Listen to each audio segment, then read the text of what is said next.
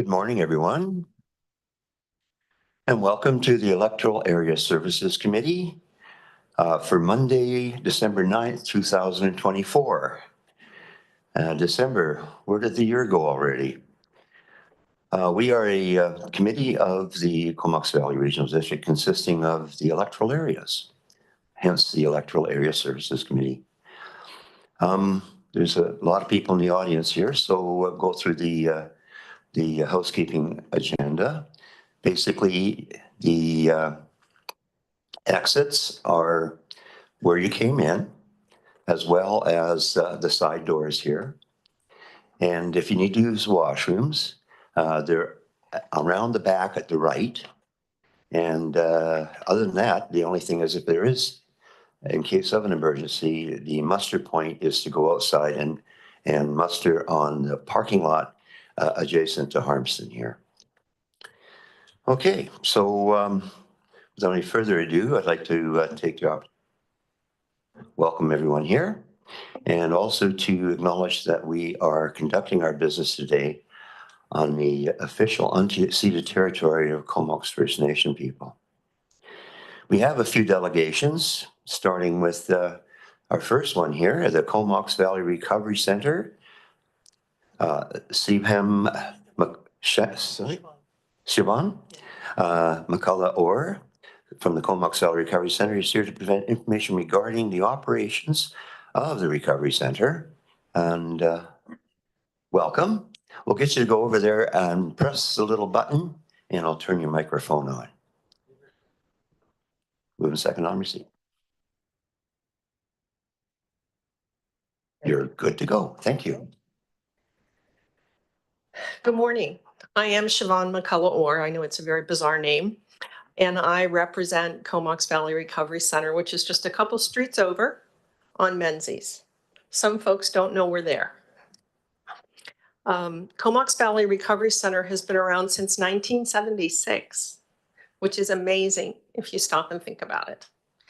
A lot of centers that do work such as ours have collapsed because of funding issues. It's a tough world to survive in. Comox Valley Recovery Center is a nonprofit.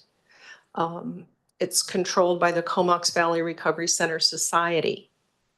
So we are not part of Island Health. We don't get grants to operate from the ministry. We do charge per diems to Island Health if they send us a client. Similarly, the ministry is also charged per diems for clients that they send us, but we're a separate entity. This is a view from our back, which shows the building in the middle there is our administrative dining room building. And then off to the sides, you can see the cabins. There are 4 cabins, and each cabin has 4 bedrooms and 2 washrooms. The bedrooms house 2 gentlemen, and 4 gentlemen share a washroom. We are not a luxury accommodation. We're not 4 stars, okay? We have a total capacity of 30 gentlemen. We saved 2 of our beds for Island Health as stabilization beds. That does not mean that they're detox beds. First of all, we're not a medical facility, and that's really important to know. We don't do medical detox. We don't have doctors and nurses.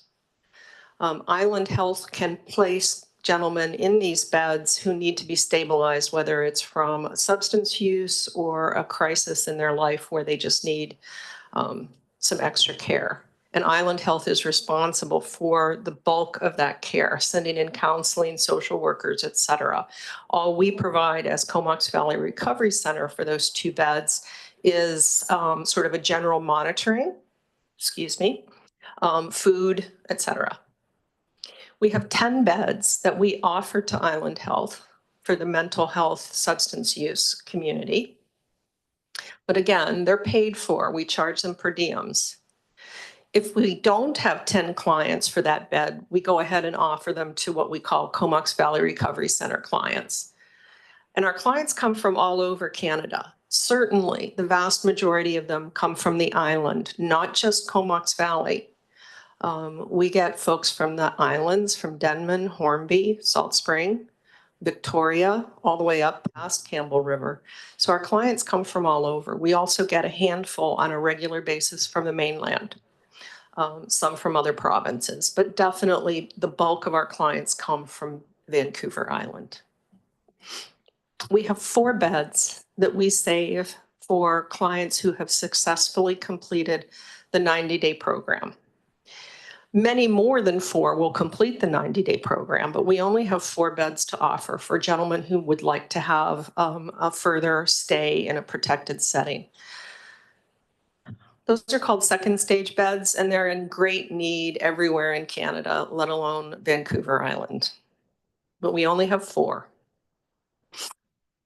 We staff the place with 3 counselors. We have 1.5 overnight staff, so that means that in the evenings there's only 1 person on. We have 1.5 afternoon attendants, 1.5 part PM attendants. We have a director, that's me. We have half of an administrator, and we have 1.5 cooks. Imagine trying to feed 30 gentlemen. It's tough. So what happens at CVRC? We have 20 hours a week of what we call psychotherapeutic education in group settings.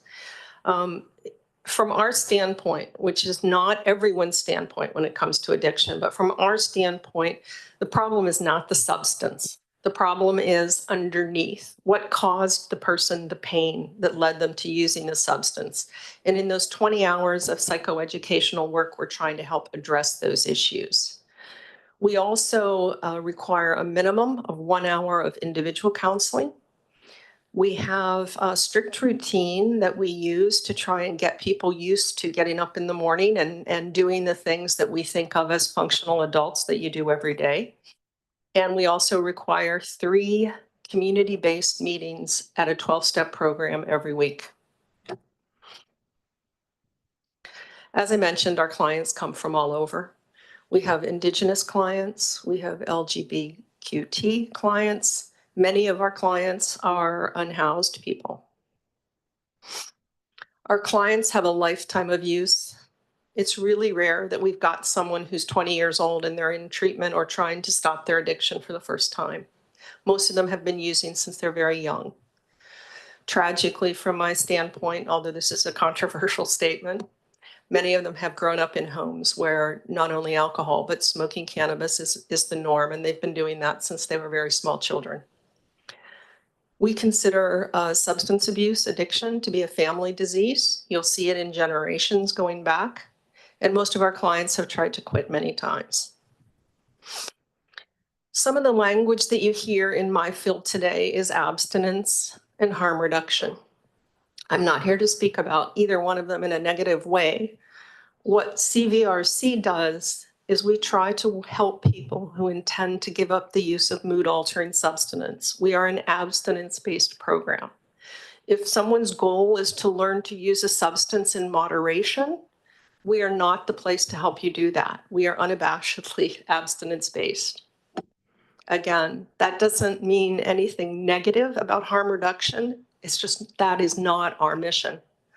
Harm reduction is more of a public health approach to substance use, and it's a very important effort. It's just not what our focus is.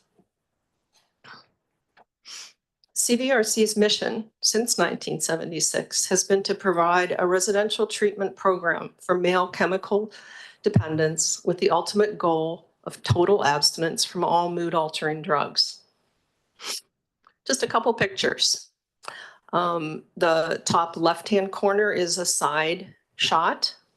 That fence there is one of our major sources of pride for 2024 because donations provided it and our gentlemen, our clients, put it up. The bottom part is the view of a bedroom.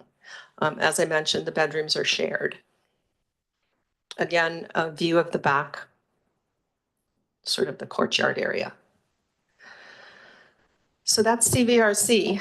I want to thank you all for letting me come today, and I want to thank you for your generous support this year. With the funds that the CVRD district provided to us, we were able to purchase some heavy-duty commercial washing machines. And let me tell you, that makes a huge difference when you have 30 gentlemen trying to do laundry. You know what the price of a washing machine is at Home Depot or whatever.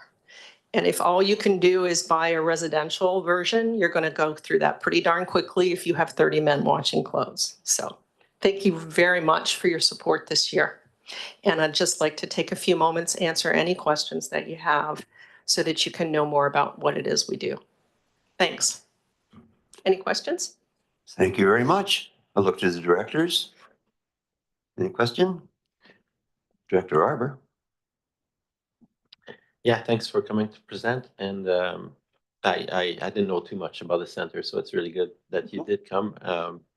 And it's such a critical need right now across the board, as you identified. So it's great that you're providing that stability and services to people who need it.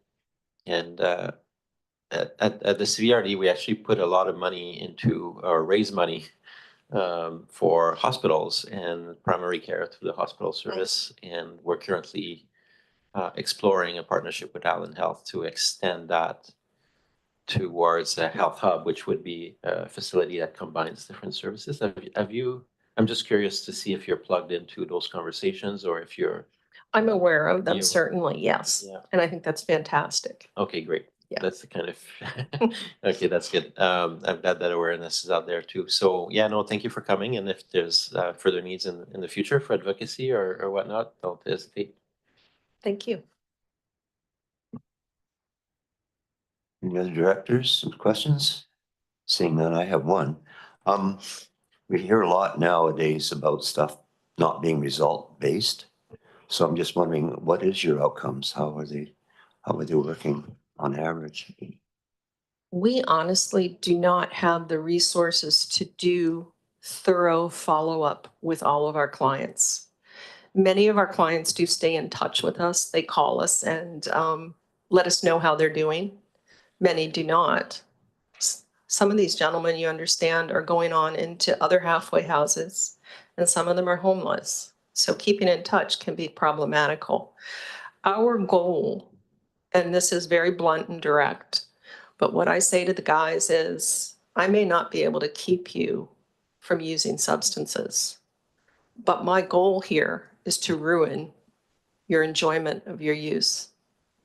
And what I mean by that is that after 90 days, we hope to have given you enough education, hammered home there, that when you go out and use again, if you do, you realize that you're headed for bad trouble. Our guys also have a strong network within themselves. Every person who leaves there has already been connected with a member of a 12-step program in their home community, if we can do that for them, if we know where they're headed. But they also have a lot of numbers and contacts that they've already made in the community here that they continue with. That's really great to know. The other thing, I guess, would be, it must be heartbreaking for some staff when you get attached to people after 90 days. How do you find staff turnover? Our turnover is actually probably better than you would expect. Some of our staff are recovering people themselves.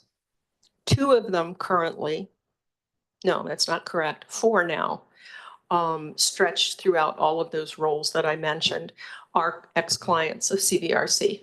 Some of them 10, 15 years ago, some as recently as 3.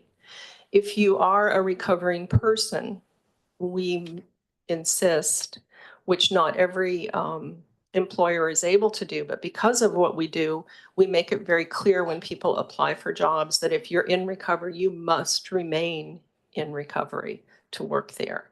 So we have certainly folks who are not in recovery, who are what we call normies, who can use their substances without harm. But many of us, myself included, are recovering people. We also have folks that have peer support credentials, as well as formal university degrees, master's degrees, et cetera. And it is hard when people relapse. Yeah. It's horrible.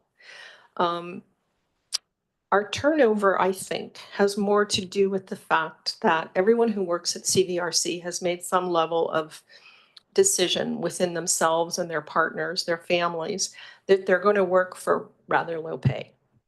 And our turnover has more to do with that when people decide they need to make more money. If you stay in this field, it is heartbreaking, but people recover from substance abuse because of the relationships that allow them to rebuild themselves. And those relationships take authentic relationships with people around you. So the staff connect at a very feeling level. And when someone relapses, it's horrible. And we grieve as a community together. We tend to say thank you. And that sounds a little hard, doesn't it? But all of us who are trying to recover have an opportunity to learn from the person who relapsed. And that's a very hard stance to take, but it's the truth. Every person who's in recovery is one use away from being back in the addiction. Yeah. So we take a pretty clear stance. We grieve together as a community, and we open ourselves up to the next person. But it is awful. I can tell you that in the 2 years I've worked at CVRC, 6 of my clients are dead. And I hate that. There's an awful lot of them still alive, though. And one of the first gentlemen I ever counseled at CVRC is now a night attendant. So that's helpful. I guess it balances out to a degree.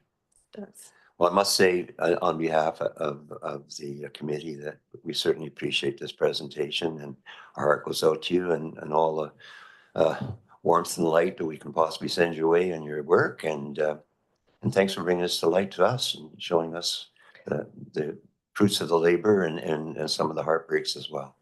thank you for having me. And I am completely aware that in this room, many of us here have lost people or who have family members in it. And my heart goes out to all of you. Thanks for listening to me. Have a great day. Thank you so much. On receipt, anybody opposed? And that carries. Next, we have the Beaufort Association for Inclusion in Action. Cynthia Shore, Beaufort Association for Inclusion in Action, to present information regarding the deinstitutionalization of the developmentally disabled, the association's history and contributions to the community, current day programs, and requests for funding. Go figure. So Cynthia here. Step right up and press the magic button and I'll turn your mic on. And welcome.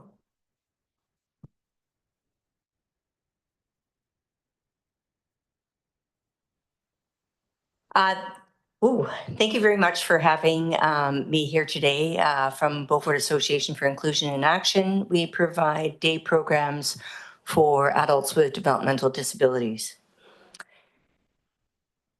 I am new to the Valley. I'm one of those new people. Hope that's okay. And I am very grateful to be here on the unceded territories of the Comox First Nations.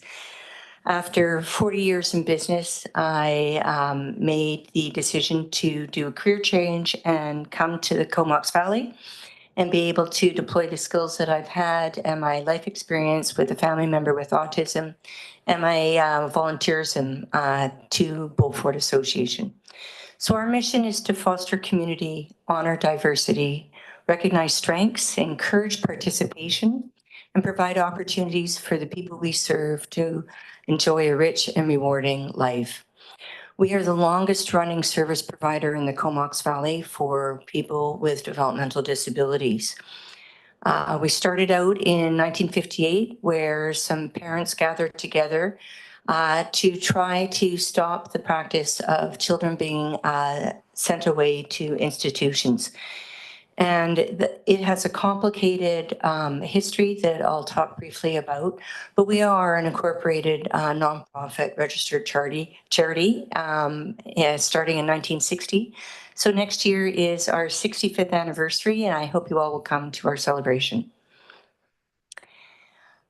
The heartbreaking decision that parents make to send their children and family members away to institutions is huge. And the decisions that physicians made at the time in the 50s and 60s. Sure, they were making their best decisions that they had. And we probably all know someone back there, if you're old enough from back then, who was institutionalized. And it started with the creation of large institutions, such as the Provincial Asylum for the insane. And then there were several more throughout British Columbia and Canada.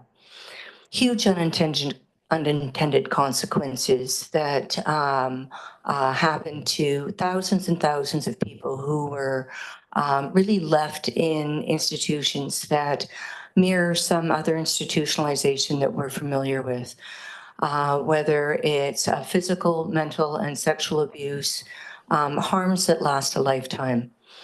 And in 2002, there was a class action lawsuit that a fraction of survivors were able to benefit from. So who else grew up in institutions? Well, we now know and have known that Indigenous children in residential schools. And the information that's came to light, whether it's through the Truth and Reconciliation Commission, and former chair who's just passed away, Senator Sinclair, has helped Canadians understand that history and change our view on a lot of the practices that certainly happened then and happened to both those populations of basically incarceration.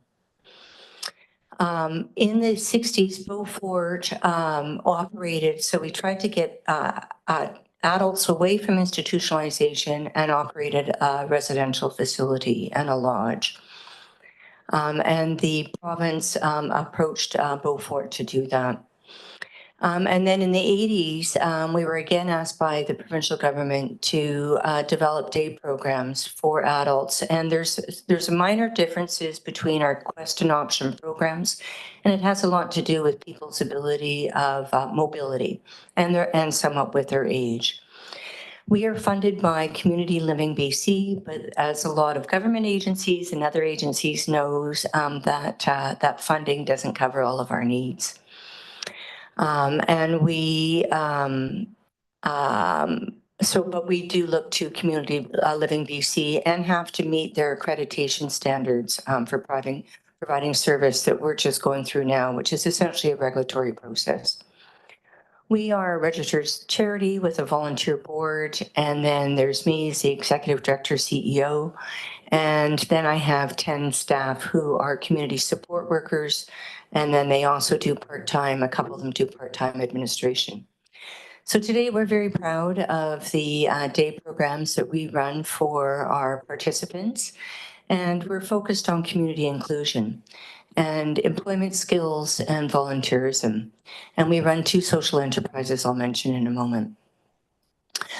We go out into the community every day and we can do things like what you've seen that is more experiencing nature, but we also do regular things in taking people to, whether it's out for coffee, helping them pay for their coffee for those who aren't able to do so, and sit around with their friends and have that community social experience and that connectivity that, that we all need.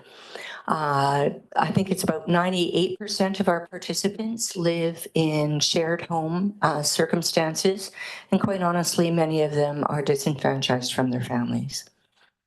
We also bring the community in, and we see inclusion as going both ways. One of our favorite things is the local musicians, and we have such amazing talent in this valley. So it's one of the programs that we're asking for help for funding for is our music program, and it inevitably turns into a dance program. And music and dance are just so great for your movement, for your spirit, for your mental health, as well as your physical health. We provide employment through a contract with the Village of Cumberland called Litter Busters. And so we have staff and participants who go and collect litter. And then we also support a participant and their support worker from another agency. And then we run, oh, I forgot to bring some treats. We run Pet Treat Bakery, and hopefully some people are familiar with it and even bought some of our treats that are made right here in fact, just down the street in a processing facility and then packaged on site at Beaufort, and we're at Fitzgerald and 6th. And it's all meat with no additives. And we employ over 10 individuals with diverse abilities. And they will tell you, and our manager often says to me that they're considered unemployable. So if we weren't running this social enterprise, those folks may not have employment elsewhere. We're trying to raise our profile, and I'm going out into the community and speaking at Rotary clubs and church groups or community associations. So if any of you know of anybody who wants to hear more about community inclusion, please let me know. And we're very thankful for the Comox Valley Record. They let me write a kind of a fun little article on Pet Treat Bakery, and it's through the eyes of the fictional Clancy, the golden retriever, who lives beside the Pet Treat Bakery.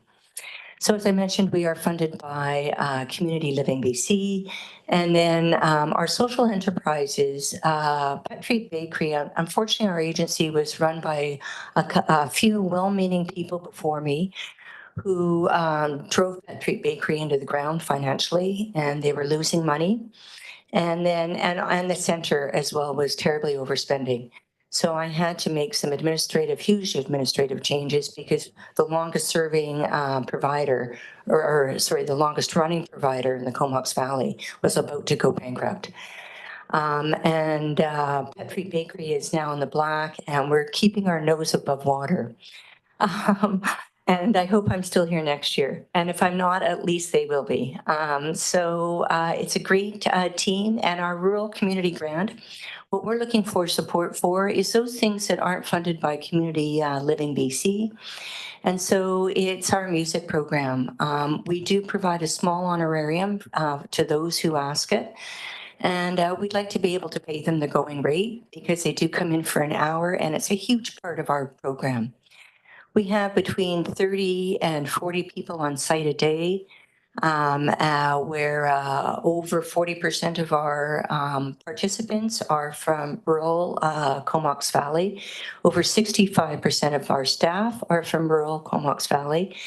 But we don't have an AED defibrillator, and everybody's adults.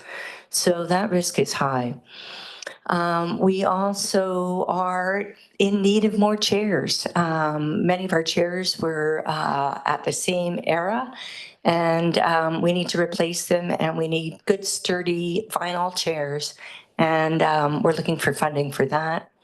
Open Futures Learning is a platform that provides education and learning for staff, and we're required to get this education, but there's nowhere there's very few opportunities to get it.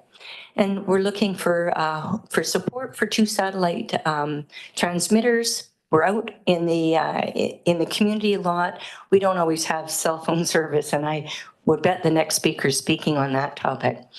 And just wrapping up, our Pet Treat Bakery needs a new dryer and a new printer. So I thank you very much for allowing me to present to you today, and would love to answer any questions that you may have. Thank you very much, Cynthia. That was marvelous, wonderful. We have a question from Director Armour.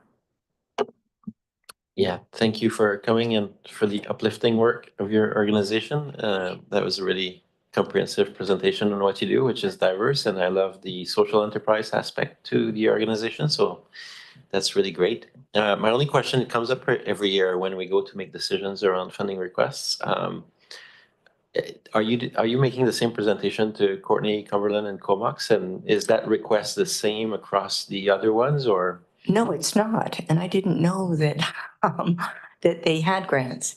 So, but we've made a request, a funding request to Comox Valley Community Foundation, but it's not for the items that I've asked for here. Okay. What we have received funding from them before is more directly program related. So we do things like, and I neglected to mention that back in the day when Pet Treat Bakery was profitable, they purchased 4 vans for them to use, 1 for them with delivery and 3 for us to use to go into the community. But the cost of gas, that's something that has risen so much beyond. So it's more program oriented. Butterfly kits. I'd love to share more, but it's a bit probably into the weeds. But no, we're not asking for this funding directly from anyone else. Okay. Thanks for that. And I would encourage you to look at least at Courtney and Comox. Cumberland, they do have a grant in it, but it's very small. I think they distribute 20 grand a year for all the organizations. So Right. it's not massive, but I think there might be more substantive programs in the municipalities. But I look forward Great. to review your application as well. Thank you very much. Any questions, Director? No? Okay. So I imagine, ask early, ask often. I will. The Community Foundation is a really good one. Yeah. That should fit well. Growing up, you talk about the lodge. Was that the Bevan Lodge then? Yes, So it has roots going way back in the valley. it does. Yeah, that's amazing. And of course, when you're in the city of Courtney, so you must get a tax exemption for the building. Well, we rent. Oh, you rent, okay. Yeah. Okay, I guess that doesn't apply. But No. I would think you'd apply for that as well. Okay, well, that's wonderful. And certainly the dog biscuit thing, perhaps we can work out a deal whereby every time somebody comes in to get a dog license for the electoral areas, that they get a free biscuit or something. We can maybe, Well, maybe you want to purchase them in bulk. we can purchase in bulk. And Tony, our manager, he's going to be down here tomorrow. Get them to raise it. I just raised Yeah, it in I'm the kidding. public here. So, maybe we can scratch a few, take pause and scratch a few together and raise the participation in our dog licensing program. It's a great idea. Director Arbor. Yeah, it's good to not be the only voice. So you have a great idea, Chair, and I hope that staff is making some notes because I think that's something that would actually be really good and a tie to the good work of your organization. I think it'd be a great partnership. That'd be wonderful. Well, thank you very much. I'd be delighted to send out our monthly newsletter to any of you whom are interested, so I can follow up with your staff and communicate that way if it's appropriate. And thank you again. Very good. And definitely, careful. We're just paying up our liability insurance now. Just press the button. It'll disappear. Okay, we'll do that. There you go. Thank you very much. And we're on receipt. So on the question of receipt, any opposed to receipt? Seeing none, that carries. And our third and final presentation today is from the Fanny Bay Community Association. Tammy Mercer, Fanny Bay Community Association, to present information regarding the operations of the Fanny Bay Community Association and request for financial assistance for building repairs. Welcome, Tammy. Very much. You're on the air. Thank you. Thank you. Thank you, Chair Grieve and Directors Hardy and Arbor and staff for allowing me here today to speak with you. I trust you've had an opportunity to read my letter included in your agenda package, which gives a bit more information about what I'm going to talk about today.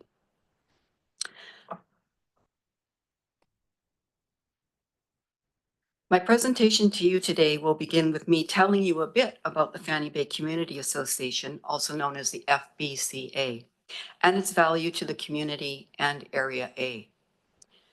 I'll then speak with you about a challenge we are currently facing and our ideas on how we hope the CBRD can help us resolve it.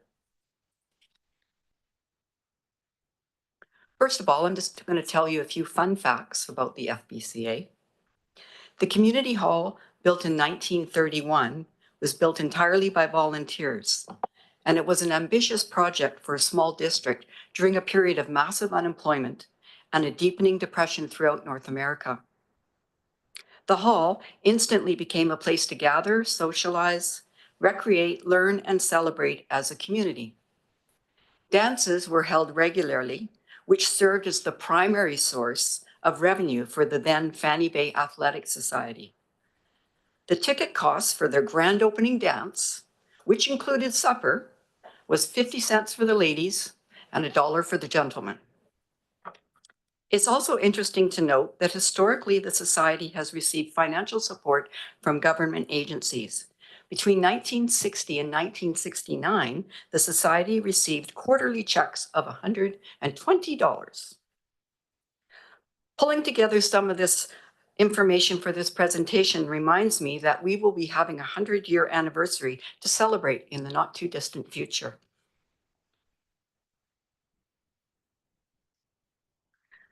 The FBCA currently owns and operates the community hall, playfield, picnic area, basketball/pickleball court, and dog park, which was built with funds obtained through a New Horizons for Seniors grant in 2019.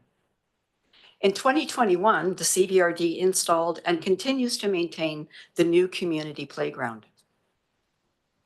These physical assets are critical towards providing our rural community with various programs and services. The FBCA either sponsors or hosts programs and events or rents space to partner organizations for them to host. For example, the Ships Point Improvement District holds their annual general meeting in our hall. You can see on the slide the list of programs, events, and services that the FBCA, because it is the go-to place for all ages and is critical to the vibrancy of Fanny Bay and the surrounding area. The concert series attracts people from all over the island, as does the Christmas and summer markets. The FBCA also sponsors the Fanny Bay Flyer, which is mailed to each household in Fanny Bay free of charge, providing there's not a postal strike.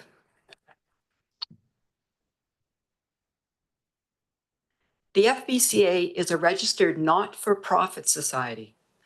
We currently have a 9-person board comprising of community volunteers who are dedicated to represent neighborhood concerns, keep our programs and events running, and forge ahead with new ones to suit our community's changing needs.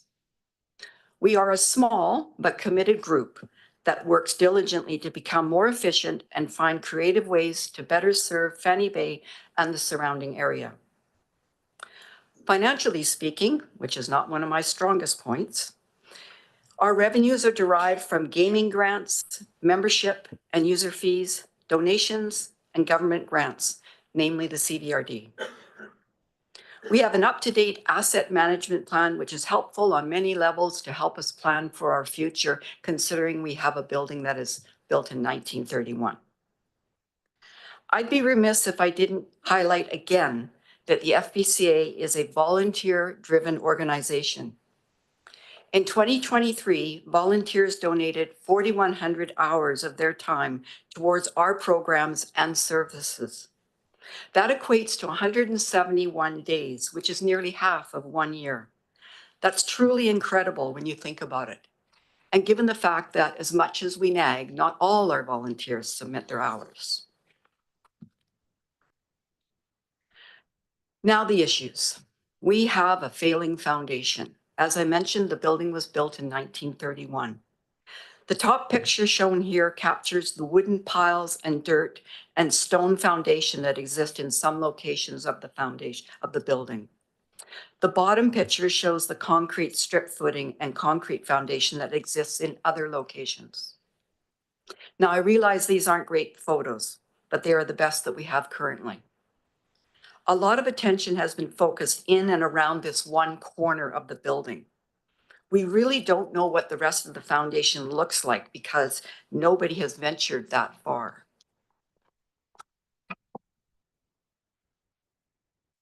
So where are we at today? Well, we've known about this issue since 2021 when we began a flooring replacement project in the kitchen, and we discovered a water leak from the outside into the crawl space. We received a preliminary estimate of approximately $70,000 to repair the leak in the leak issue that's in the northeast corner of the building where the kitchen is located. A contributing factor to the leak is the perimeter concrete pad is ever so slightly tilted towards the building, and over time, the water has made its way into the crawl space. We began looking for grants to fund the repairs, but were unsuccessful. As a not-for-profit society, we learned just how difficult it is to source, let alone successfully compete for a grant to fund capital improvements of this magnitude. During the process of searching for grants, we realized we didn't have a professional estimate of the scope of work and associated costs that were required to remediate the issue. In 2024, we hired a structural engineer from McElhaney to provide us a quote to repair that northeast corner.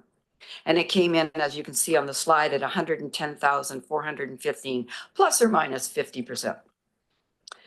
As well, the structural engineer took a stab at estimating the cost to repair the entire foundation, and that came in at $600,000, plus or minus 50%. Most recently, the CVRD funded a building condition assessment project to help the various community associations understand the condition of their assets. A recommendation from that recently produced draft report states that the structural assessment of the foundation should be completed in 2025 at an estimated cost of $10,000. Now, we haven't had a lot of time to consider the draft building conditions assessment report. However, the idea of a structural assessment that would clearly detail the issue, required repairs, and associated costs sounds like a step in the right direction to me. The recommendation is that this occur in 2025. You can see that we've also noted our desire to have a cost estimate for the required repairs. I hope you can all agree that we need a true sense of the required work and the costs for the said work. Our limited understanding of cost estimating is that a Class C is good, a Class B is better, but a Class A is best. Once the scope and costs for the work are known, we hope to continue working with the CVRD to determine how to finance the project. In my letter to you, I referred to the possible use of grants and funds, property taxes, etc. However, I don't think that that's a discussion we need to have today, but I am sure that we cannot bake sale our way out of this one. So that concludes my presentation for you today. I'm happy to try and answer any questions you may have for me, and I want to thank you for allowing me to speak today. Well, Tammy, that's pretty sobering news. I know after me, everybody else's. As you probably know, I'm a Merville guy, and I see some members of the Merville Hall Association out there today, and Black Creek Hall, and mind you, our troubles are little ones by comparison. This is pretty serious stuff. So, anyway, we do have some questions. Director Arbor, you're first. Thanks, Tammy, for coming today, and obviously, and for all the work you've done as president the last few years as well. And this is an issue that has been tracking for a while. I remember about 4 or 5 years ago, I went to look at their gym floor, which eventually led to the discovery of the leak, and before we do the floor, and and now we're down to the foundation. And I have to admit that the couple of pictures you had of the crawl space gave me a bit of a PTSD, because I spent the last 2 months in my crawl space redoing insulation and preparing for heat pump and stuff. So yeah, very significant work, and I would rather know, because we knew there was something with the foundation, especially when it came on that rainy night 2 or 3 years ago, and we could actually see the water, as you described, leaking through from the concrete pad. So I'd rather know the numbers, though. So it's really great to know, and I agree with you that it would be good for the CVRD to be part of the solution. And as we refine those estimates, as you refine those estimates, it might be time for another little visit from our MLA as well, because I think there's some provincial pots that could apply to that. And it might be good to invite her to have a stop at the Fanny Bay Hall. She stopped there a few years ago, but it's been a while. Mhm.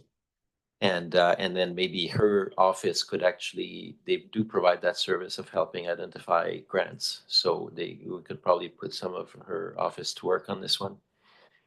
And the last one is probably the best one. I had a conversation last week with Rick Weaver at Union Bay Hall, because they've just gone through massive, he's been the building guy and involved in that. And he was talking to me about the Fanny Bay Hall, and he'd be willing to lend assistance. And so maybe you might be able to recruit Rick on a temporary basis on the Fanny Bay project. He's got a lot of wherewithal around some of these projects. So don't hesitate to reach out. Otherwise, I can put you in touch. But Well, no, Rick and I you speak you speak frequently. regularly? Okay, Yes, so he yes. sounded extra keen now Yes, that he's yeah, seen he's some got of the some great numbers. Yeah. ideas. Yeah. Great. Yeah, so I'm really glad at least the analysis is progressing, and I'll be open. I know you're in touch with our staff, but I'll be open to look at any alternatives, including if you saw what we did with the Fanny Bay across the street with the Fanny Bay Seniors Hall. And so for me, if we can get creative and look for solutions around this one, We really appreciate it's a need at this Oh, for stage when you sure. talk about foundation, it needs to be done, right? So thanks for coming. Thank you. Any questions? Well, you may or may not know this, but I've been a guitar player and a legend in my own mind since I was 15. And many a eventful dance I played in the community halls all over the Comox Valley, which is why I'm an adamant supporter of supporting community halls whenever possible, because you never get them back. No, You never get that again. But interesting that I think I told the story once, it probably pertains to Fanny Bay as well, that back in the days of Union Bay Hall, they'd have a dance, a teen dance, I guess it was in those days, no alcohol, except in the cars, I guess. And it was one of those situations where Cumberland decided to come down and tune up Union Bay. So it was one of those that went to a fight and a dance broke out. But there was a picture on, you're from the Comox Valley site that showed the Fanny Bay Hall back in the day. And I think it was this Trend Styles with Freddie Rogers on drums and Danny Bell on guitar and Keith Field on guitar. And I think one of the Bell brothers on piano or something. And the comment was, boy, look at those guitars. I wonder what they're worth today. And they were playing like a L5 Gibson and a gold Eagle Gretsch guitar that Keith Field later sold for, I think, 17,000 US or something. So there they are up on stage with these antique instruments back in the really early 60s. So, it's near to my heart. So I thank you very much for bringing this to our attention. I've heard, some scuttlebutt about it, but I did not realize it was this severe, this dire at this point. So I'm thinking whatever we can do to aid the organization or to aid in some grant applications, because the feds they've always got grants, especially if it's tied to seniors and whatever, and you can tie that in there. But those were the days when you paid $1 to go to a dance and got a meal too, In fact, there was always meals in those days. Usually around 11 o'clock, they'd stop the dance and everybody sit down and eat. So thank you very much. And as I say, thanks for bringing us to our attention. I think you've made an impact here, and we'll see what we can do to bring this to an appropriate conclusion. thank you very much. And on receipt, all in favor? Gotcha. Okay, that passed. Okay, unfinished business, delegation follow-up from McLaughlin Garden Society, a staff report here for a verbal follow-up from their presentation last month. Yeah. Thanks, Mr. Chair. And this is a regular occurrence for staff to provide a brief follow-up on some of the delegations that have presented. In the case of the McLaughlin Garden Society, they They did share some of their activities and identified a request for funding. So staff are continuing to engage with them to make sure that they have an application in that's clear and is fully submitted, and then it would be available for the directors as your budget process carries on. And I don't see any further direction being needed from the Electoral Area Services Committee at this time. That's just a verbal update on that item. Okay. Any questions? So anyone opposed to receiving the verbal update? And that carries. And number 2, delegation follow-up for the Macaulay Road and Area Neighborhood Association. Over to CAO. Thanks. In this one, there's a staff report under item E4 that provides a response to the delegation that attended last meeting. So I think if it's okay with the committee, we can wait until that report is presented, and then any questions to follow would be appropriate there. And it's we moved it early on in the meeting, so as not to keep everybody waiting. So that's on receipt. Any opposition? That carries. And into the resolution status report. We have a second on receipt. Is there any discussion on the status report?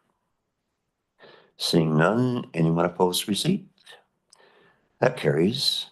Moving us on to advisory planning commission minutes for area. Big pardon? Oh, I'm sorry. I almost forgot. Tracy, my gosh, she's been so patient. We have a report here from Tracy Clark from the Chamber of Commerce to provide information regarding the findings of the Rural Business Initiative for Electoral Area C. Welcome, and I believe you've got some information for us. Moved and seconded, and press the button, and over to you.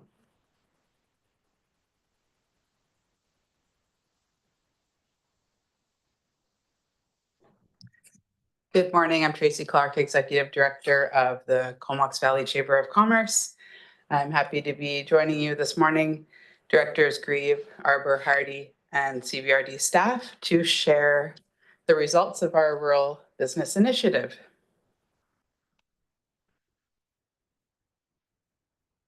A little bit of background about the Chamber of Commerce. We've existed in the Comox Valley for 105 years, and our main purpose as a not-for-profit membership-based organization is to advocate for and to promote local businesses and nonprofits and provide them with education, resources, and networking opportunities. And we serve the entire business community, not just our members. A little bit about the project. In 2023, we applied to the province of BC under their Rural Economic Diversification and Infrastructure Program for funding. We were curious about business conditions in Area C, and so we embarked on a research project. What we learned is there's 204 businesses in Area C, and this is the breakdown of sectors. The largest representation is professional services. That's a very broad category. It includes a lot of business types. So construction, hairdressing, although construction and trades were the most common businesses in that category. The second most common type of business was personal and business services. So bookkeeping, real estate, health and beauty. Agriculture came in at about 9% of businesses. We're counting one farm as one business, so each business gets a number in the pie chart. Accommodations are a pretty large group, as well as retail. So in order to find out how things are going, we made a very concerted effort to talk to a lot of people. We started with a public interest group where we invited a diverse group of business owners and representatives to join us at our chamber office and have an in-person workshop. We also followed this up with a virtual workshop for those that were not aware, those that were not able to attend. And this was to help us develop polling questions and to just gather some relevant data. So from this conversation, we developed 4 categories that we were going to do research under: marketing and financial, space and facilities, technology, innovation, and workforce. So these were the things we were curious about when we're looking at business conditions in the area. And this is us listening at our interest holder group workshop. We did several pop-ups throughout the summer, and we went on a business walk together in the area. We invited feedback in many ways, through radio, social media, print media, direct mail outs in folks' mailboxes, and through our chamber newsletter. These are just a couple examples of our media that we generated for the project, inviting feedback. Who did we hear from? We got a pretty great response rate. 21% of the businesses responded to our survey, with the greatest voice being the farming community, the food and beverage hospitality community, as well as professional services. We also heard from some others, auto repair, marine repair, and accommodations. Interestingly, we learned that 15% of the businesses we heard from were Indigenous owned, and 90% of the businesses in the area are operating year round. Only some are seasonal. This is the chart showing who we heard from.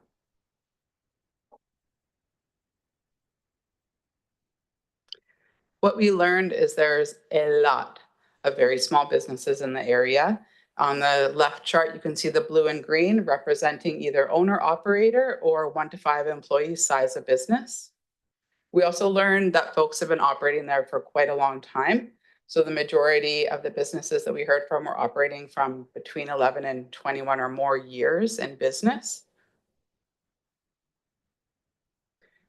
And let's get into our SWOT analysis. So we'll start with the strengths. It's always nice to hear some strong points. There is a lot of optimism and a sense of community that we heard from business owners. More than half, 63%, plan to stay in Area C, and with about a third planning to expand their business shortly. We also heard that more than half are more optimistic for their business this year than last, which is more optimistic than we're hearing from other businesses in the province. We learned that most of the workforce comes directly from the Comox Valley, and we learned that employee retention is going pretty well. There's a low turnover of staff. We're also excited to hear that business owners are curious about learning and growing, and that's one of the things that the Chamber specializes in helping them with. And we also learned that, as you know, having a proximity to larger municipalities helps businesses with their customer base and getting staff as well. There are some weaknesses to operating in the area, and some of these won't come as a surprise for you. Transportation access and safety was identified as a key challenge by a major amount of respondents. Because we're in a rural area, we are very dependent on vehicle transportation. So safety and all the outlying concerns there are pretty important. Transportation, parking, and road safety were identified as the top 2 challenges when we talked about space and facilities. We also heard very strongly that internet and cellular connectivity are a weakness to the area. It's a bit of a hindrance to try to do business when your internet and cell connectivity isn't working as well as it could be. Employee retention was also listed as a weakness, although we heard that folks are able to keep staff. They have a low turnover of staff. They said that workforce is a challenge because of transportation and because of it's hard to find qualified employees sometimes for these specialized positions. So there's anytime there's a weakness, there's an opportunity, and that's what we're here to do at the Chamber. So 2 main categories for opportunities were for mentorship and training and for marketing. So we learned that 88% of respondents were interested in participating in training and mentorship opportunities. We're particularly interested in learning about grant support, finance, social media, and marketing training. And we also heard beyond what they want to learn, we heard when. So they would prefer to learn in person with virtual recording option as a second choice. And after business hours was also identified as the preferred time to learn. Marketing is another opportunity. So businesses who rely on word of mouth, this is a very common theme that we're hearing is word of mouth. The chamber can help a lot with that, as well as social media and just helping businesses be better trained to use those avenues. Another way that we can market the area is through area wayfinding that celebrates the area's character and the assets that would inform locals and visitors, that also ties in a little bit to road safety as well. Threats, no room for a picture on this one. We identified quite a few threats to doing business. Again, some of these won't come as a surprise to you. There's some land and space constraints. So from looking at the data, you heard that a third of businesses were looking to expand. So we were curious if that would put a threat to land access. We also learned that preservation of ALR land is quite important to businesses. And a number of businesses indicated a challenge in acquiring commercial space. In the manufacturing and retail sector, that was a top challenge. Housing affordability, also a challenge. And we tied this into your recent housing needs report. Housing was identified as the most common barrier to retaining employees. 46% of survey respondents said that this was the largest barrier for employee retention. Zoning and bylaws was also a concern for some. So we're curious if there's a way that the chamber can work with the CVRD, and we'll get to that a little bit later. Permits and licensing, these are very industry specific. And workforce was actually identified across sectors as the #1 challenge to operating in Area C for the reasons that I previously mentioned. And road safety, again, not a surprise. So if we're breaking down the challenges by sector, because there's such a variety of businesses and sectors in the area, they all have different challenges. So these just list the challenges by sector. And a lot of it makes sense if you read through. Manufacturing and retail, again, they're looking for commercial space. Forestry, farming, and agriculture are challenged by licensing requirements. Construction is looking for qualified staff and permits.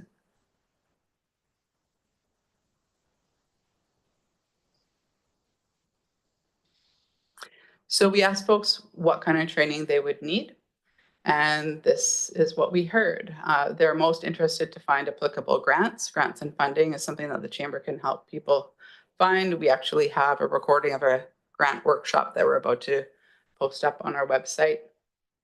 Social media and marketing training, finance, general accounting and cash flow, website development and maintenance.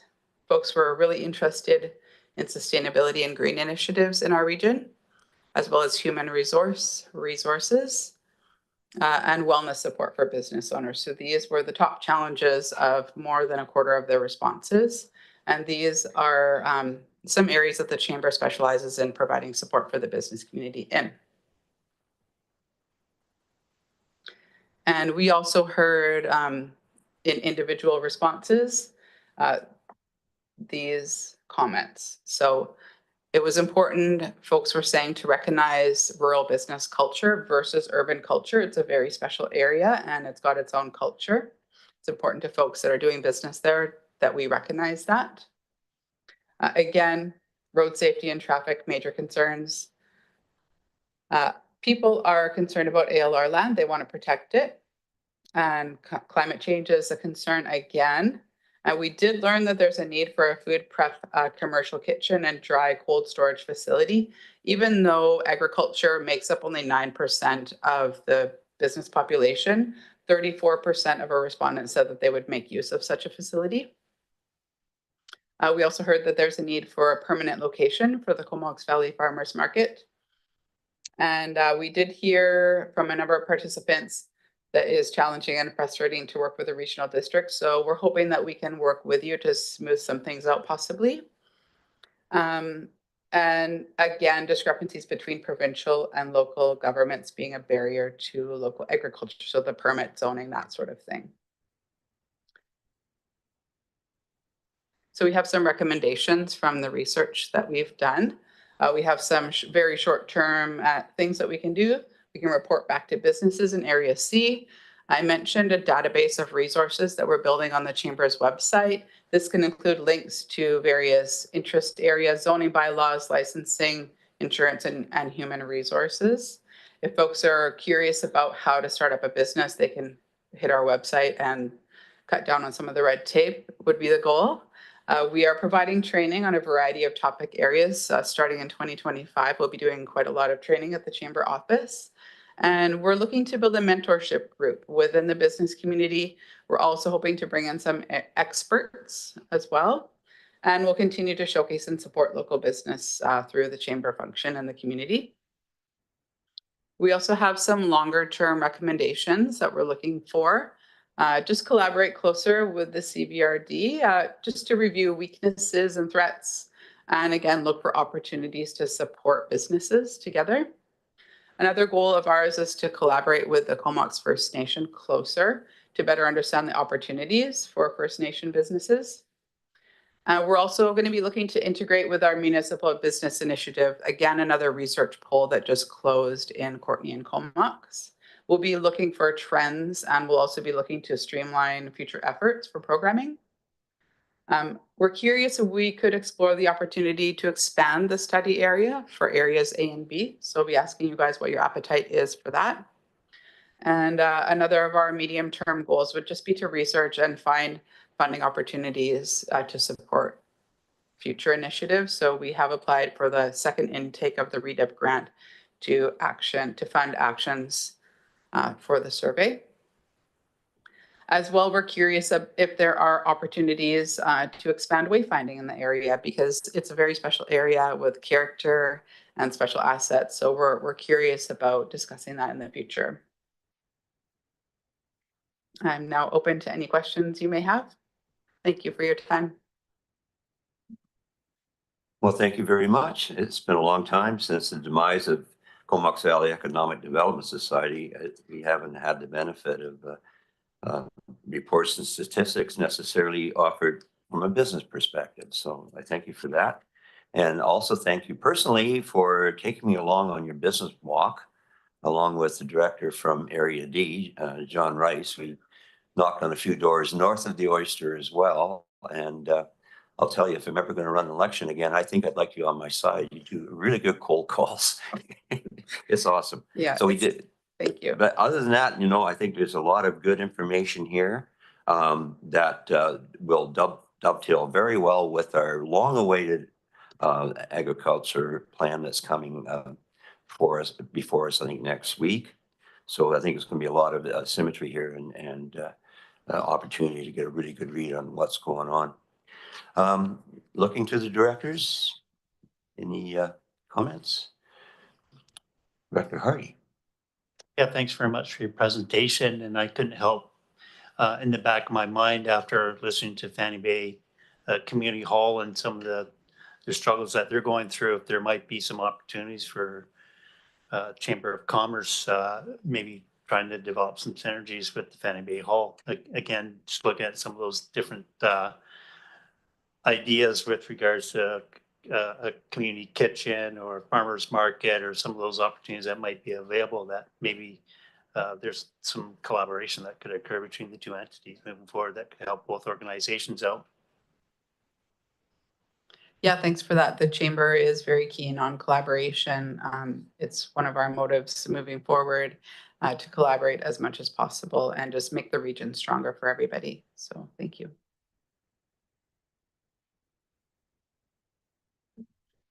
Any other questions from the directors? Well, I did take away quite a bit regarding what I hear from my community all the time is around traffic issues. And Highway 19A is a disaster waiting to happen. I think that's also true of the southern portion as well, for people just even getting off a school bus. And I also like the wayfinding issue because there's a lack of, welcome to Merville, welcome to Black Creek. There's some that have gone up lately, but I think they're put up by private individuals. be nice to be able to work with our Parks Department as well as MOTI to have some wayfinding put up, even, welcome to Williams Beach Road or something, Yeah, like I say, this information will be published shortly, I understand. So when it is published, be sure to send us a copy and we'll put it up on our website because I think it's very timely and interesting to all the residents of Area C, as well as the other electoral areas. So. Thank you so much for your time. I look forward to working with you in the future as we find ways to collaborate and keep the business community stronger. For anyone that's watching or listening, please contact us at the Chamber of Commerce if you have support or if you're willing to become a mentor with some of our ongoing programming. Thank you for your time. Thank you as well. And on receipt, anyone opposed receipt? That carries. And that moves us to the resolution status report. Sorry? We did the minutes, didn't we? Oh, sorry, we do the I'm sorry, I got balled up there. Advisory Planning Commission minutes, both Area A advisory and the Agricultural Advisory Planning for receipt. Move to second on receipt. Any discussion? That carries. And now number 3, Electoral Area B, telecommunication antenna system request for a letter of concurrence on Larkin Road. I think that's a misprint. It's Area A, or beg your pardon, Area C, Larkin Road. So, correction, Electoral Area C telecommunication antenna system request for letter of concurrence for 1351 Larkin Road. Report for receipt. Move the second receipt and over to CEO for introductions. Thank you, Mr. Chair. Stephanie Pollock, our planner, will be introducing the staff report, and I believe we also have a presentation on Zoom. So Stephanie, I'll turn it over to you. Good morning. Through the CAO to the chair and committee members, Rogers and SitePath Consulting have submitted a proposal to construct a 63-meter tall telecommunications tower on the property at 1351 Larkin Road. The subject property is 31.75 hectares in size and is zoned Rural Agricultural Land Reserve. Innovation, Science and Economic Development Canada, referred to as ICID Canada, is the regulatory agency and ultimate approval authority responsible for telecommunication towers, and they require that telecommunication service providers receive a letter of concurrence from the local land use authority. The letter of concurrence confirms that the proposed use is a permitted land use and that any relevant bylaws have been followed. The request for a letter of concurrence was considered by the committee in July 2024. The Electoral Area Services Committee deferred the decision and requested that ICID Canada attend a future committee meeting. Note that there are 3 members from ICID online with us today. Per Board Policy 89, Public Engagement Requirements, the applicant presented to the Electoral Area C and Agricultural Advisory Planning Commissions and hosted a virtual public information meeting in October of 2023, which was advertised in the Comox Valley Record with notification sent to all property owners and tenants within a 500-meter radius of the subject property. Staff have received numerous pieces of correspondence over the past year, as outlined in appendices A and C. In addition, staff have received an additional 2 emails in non-support over the past week. Staff acknowledge that this is a permitted land use and that Rogers and SitePath have adhered to applicable bylaws and policies. And as such, staff recommend that a letter of concurrence be granted for the proposal. Please note that a representative of the applicant, Heather Oliver of SitePath Consulting, is available online for questions, as are 3 members from Innovation, Science and Economic Development Canada, including Ken Punkient, Ayaz Nathaniel, Stephen Sultanrich. Thank you. Thank you very much.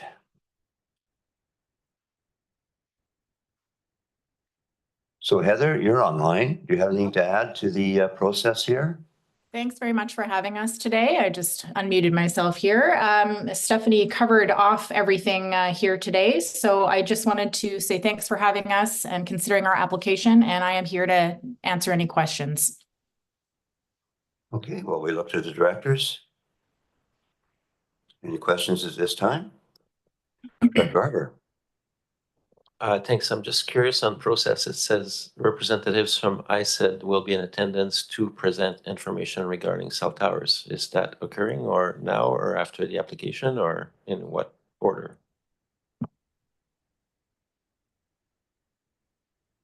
Ton, if you're able to address that. Ton Chu is our manager of planning services. Good morning through the CEO to the directors. Yeah, we do have ISED Canada representative online right now. And if the directors choose to ask them to provide some information to this committee, that they are there to answer questions, or I'm not too sure if they can confirm if they have a presentation, but if you allow them to speak, they can confirm that for us. Thank you. So we have some questions for the feds. Well, now I have to get my brain working because the agenda said they were going to present information, and usually we receive information, there might be a PowerPoint involved, and we ask questions. And finally, ISED is here, but we've been asking for about 4 years for them to come. But if they're just coming as a resource in the corner, not prepared to present any information on how they make decisions on the health aspects of cell towers, on all those key concerns that keep arising in the community again and again and again and again, that's, I guess I could give me a few minutes and I'll formulate questions around that, but I'll pass it back to Chair. I was expecting a presentation. Thank you.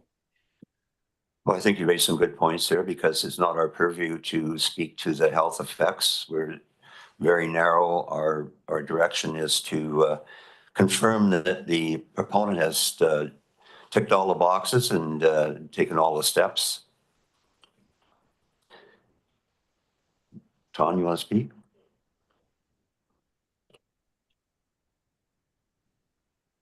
Thank you, Mr. Chair, to the directors. Within the staff report in Appendix B, we provided some questions and answers that we sent off to ISED Canada. For our last discussion at the committee meeting, you guys brought up some information that we pass along to ISED Canada. So they are online if the directors choose to expand those questions or ask further questions. Thank you. And Director Hardy? Yeah, thanks, Chair. Again, based upon the information that was provided by staff through report, I guess a question that I would have for ISED moving forward here is, again, trying to understand what's been said is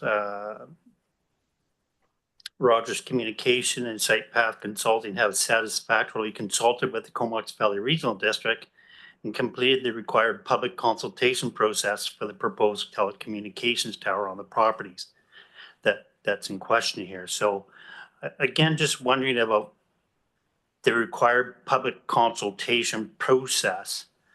What kind of consultation did Rogers have with the public regarding the tower, other than the one Zoom meeting that they had with the public? And I guess I would put my question towards the public, and I'm not sure where or how or when you go about doing that, but would the public consider one Zoom meeting with Rogers as fulsome and reasonable consultation with the community with regards to the location of the tower?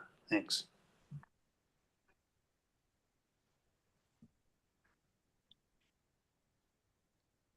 Does Heather want to answer that one?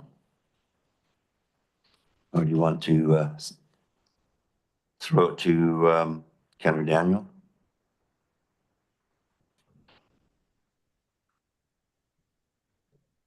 Okay, good morning. This is Ken Pagenti with Innovation Science and Economic Development Canada.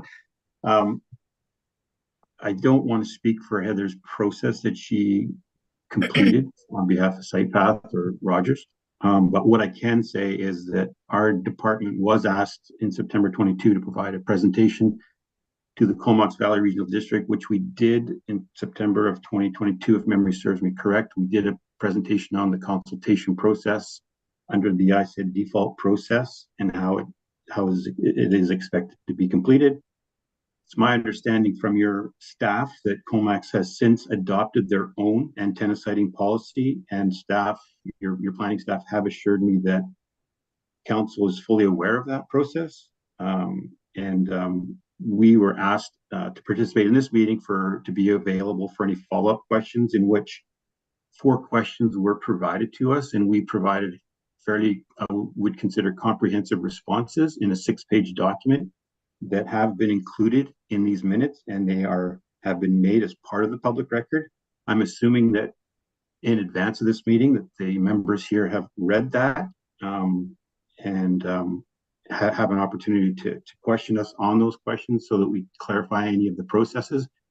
The process is a long and involved process, and I don't want to speak on behalf of Heather, but what I will say is there is a significant amount of public consultation required, and it can occur in as little as time as 120 days or longer.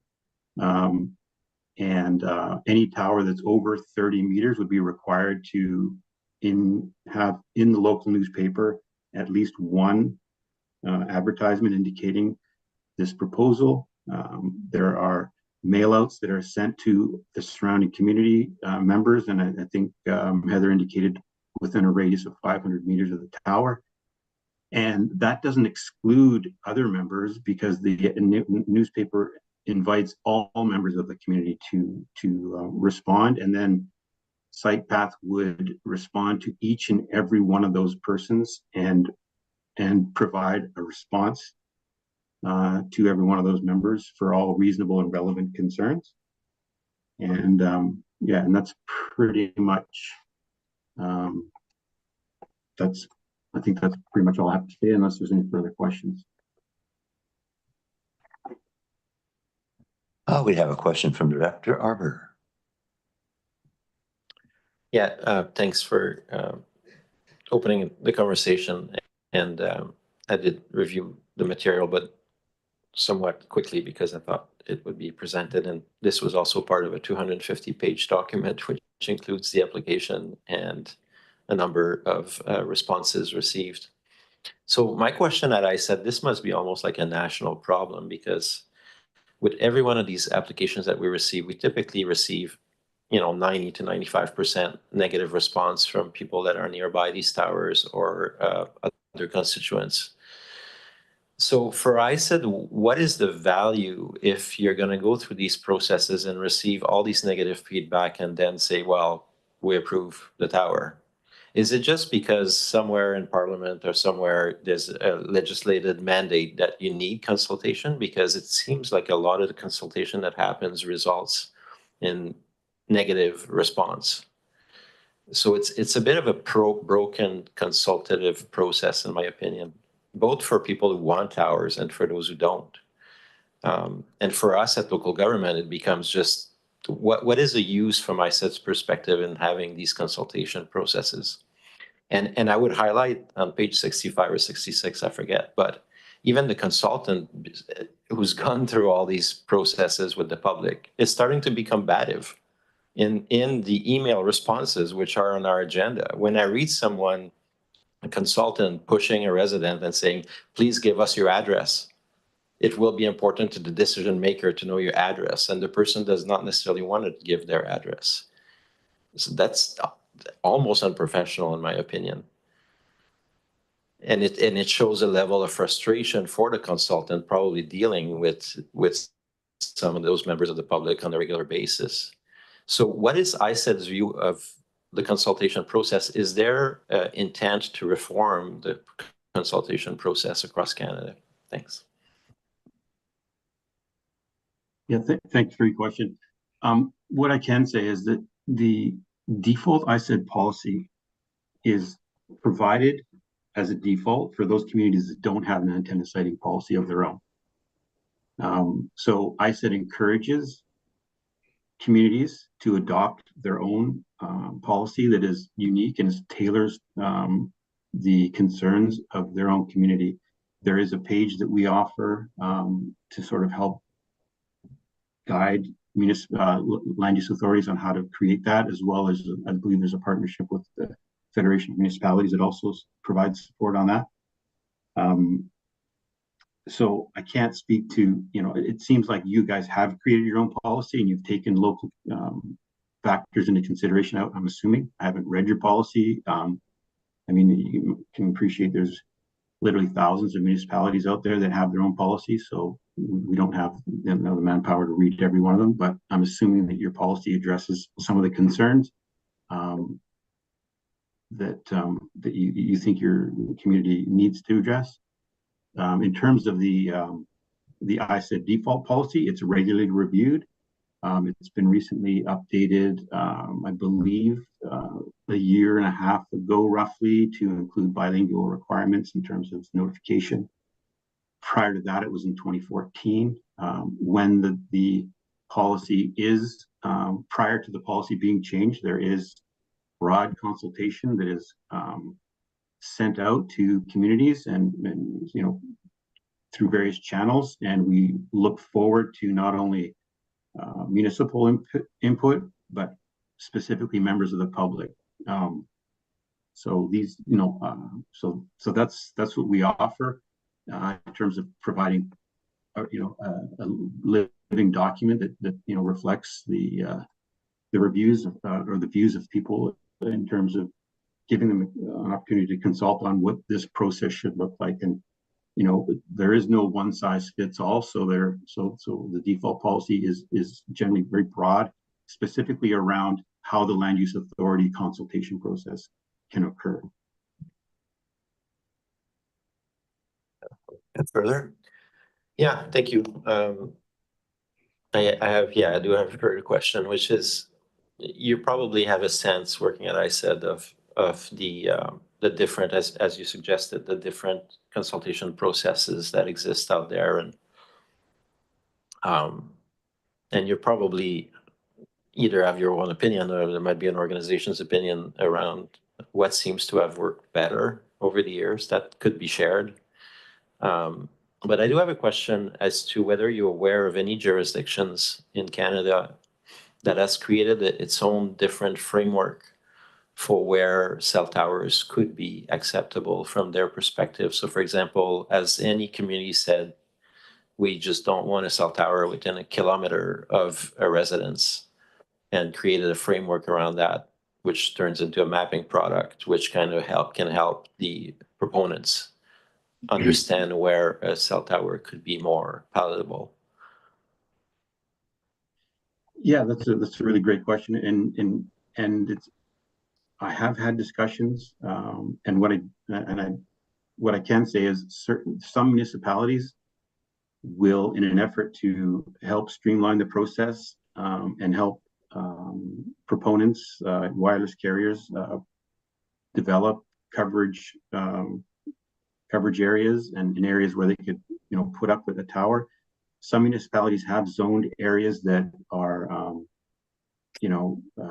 more applicable, I guess, to the community, and certain areas where limited to no consultation is required. So industrial areas, for example, I think I've seen in the past, or most municipalities have some sort of 5 to 10, even 15-year community plan where potentially residents could be developed, and some communities have been forward thinking in if these communities are here, then we would support infrastructure, including wireless infrastructure in these areas. So it's not uncommon, but I would say it's rare that municipalities are that forward thinking. I just can't speak to sort of too much of that. One final for me? Just one more. Thanks, Chair. I may ask at a subsequent meeting that the regional district perhaps heads that way and be forward thinking. I guess my surprise was when information was shared at a prior meeting on an application that there might be a need for 6 to 10 other towers in the valley from the perspective of the providers. This was just, sorry, I'm guilty. Yeah. So, yeah, so it, you know, and at the time I thought maybe there's just like a need for another 1 or 2 towers to service the valley in the long term, but that was way off. So then what that triggered is that sentiment that, are we going to go through these consultation process for the next 8 or 10 times, and every time we're going to have a huge amount of people that are opposed to it? Then what are we supposed to say? If we represent the people that are involved in the process, we would say, well, the people don't concur with the application, right? So maybe more forward thinking would be to try to think about what would a zoning for towers look like in the rural areas. One final question, because that's maybe a harder one sometimes for the consultants to answer, but is there a reason why a lot of these towers tend to be in rural areas? Like, I don't see a lot of applications in the municipalities, and I know some of the municipal councils are more amenable actually to towers, but I'm just curious why it is that it's always seems to be in places where people really appreciate. It's almost, you know, they appreciate the rural lifestyle. They try to get away from society a little bit more than right in town. But is there a reason why we see more applications in rural areas? So I'm Is assuming that this question, directed- Sorry, go ahead. sorry, go ahead. I was assuming this question was for me as the consultant. You know, typically we are asked by the service providers to fill a need. And that's typically based on requests from the community, or they've been able to identify, you know, areas where there is a lack of service. So you know, and it's not just in rural areas. We do cell tower, you know, sites all over, including in cities. You know, definitely in rural areas have been underserviced traditionally. So it may seem that there are, you know, more applications coming through now, but these are identified either by customers or the network planning team, where we can see that there's gaps in service.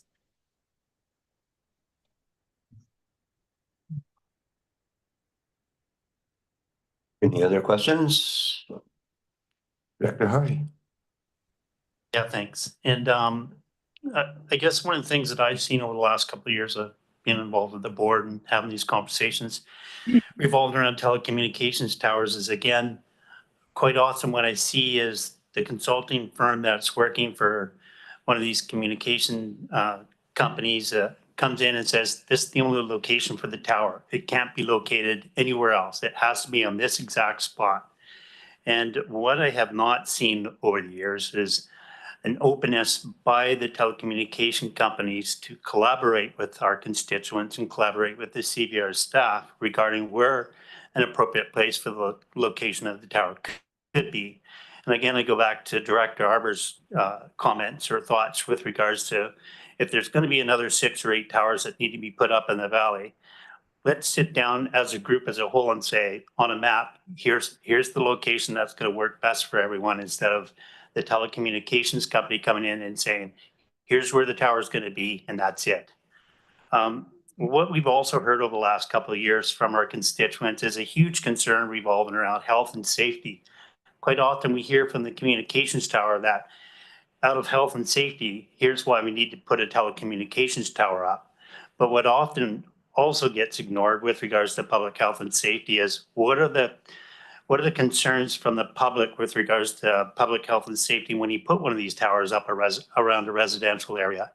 And we've all heard of Health Canada and their Code 6, and you know, the communications companies saying that, hey, you know, we're adhering to the conditions of Health Canada's Code 6, and consequently, we don't want to hear any other issues or concerns regarding the impacts of the tower. However, it's local government here that is hearing from our constituents about the concerns about public health and safety from these towers going up. We also understand that there may be environmental issues that aren't being delved into by ISID.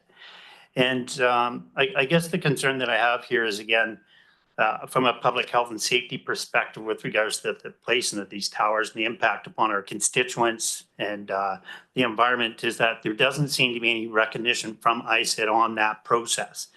And again, ISID's the primary authority with regards to these towers being put up, but we still haven't seen any consultation from Health Canada to our constituents with regards to addressing their concerns of this Code 6 and the telecommunications tower. So I was just wondering again where ISED is with regards to how they go about addressing the concerns of our constituents here with the placement of these towers in and around residential areas. Thanks. Yeah, okay, well, thank you for the question. And what I can say around that is that Health Canada sets the standard. They are the health experts, and I'm not going to profess to be a health expert. What our role is to ensure that the levels set by Health Canada are adhered to at all times. And that's a condition of license for the wireless communications providers. So any specific questions around health should be directed to health, and and then that's all I can say to that. We also have, and I will say that we have a proactive Safety Code 6 measuring program where we will go into the community with very sophisticated measuring devices that measure the RF spectrum, the electromagnetic field, in 3 dimensions. And we ensure that towers that are installed are meeting the standard. We've done literally hundreds across the country, and in our experience and in our measurement, generally, the levels that we are seeing from cell towers come within 1 to 3% of Safety Code 6. So they're not even crossing, that's a very, very low level. I think the highest one we've ever measured was 5% of Safety Code 6.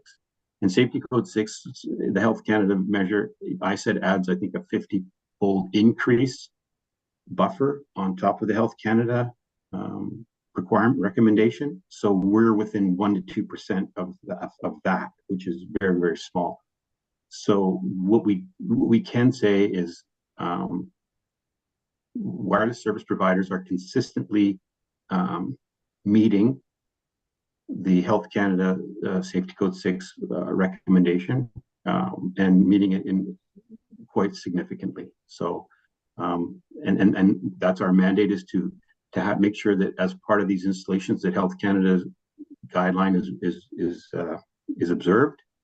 And to date, we can confirm that that is happening. Dr. Hardy again? Thanks, Chair. And I guess going back to ISED and understanding what their jurisdiction jurisdiction is theirs, and then what's required with regards to Health Canada. And I get and understand that ISED is just here kind of deferred any health issues that our constituents may have with regards to the telecommunications tower to Health Canada. Yet Health Canada has not been around to provide any presentations or listen to any of the concerns that our constituents have put forward. So again, just trying to understand this public consultation process and whether it was completed or not. If we haven't had Health Canada come and give a presentation with regards to what their requirements are, regulations, etc., and listen to our constituents and their concerns and issues with regards to the telecommunications towers, has the public consultation really been completed? I guess is the question that I have here.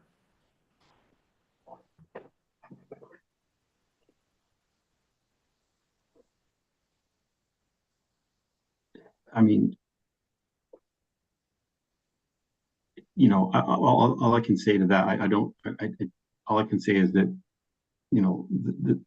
the Health Canada level must be met, and we find that it is met. So otherwise, the condition of license would not be met, and therefore that station could no longer operate.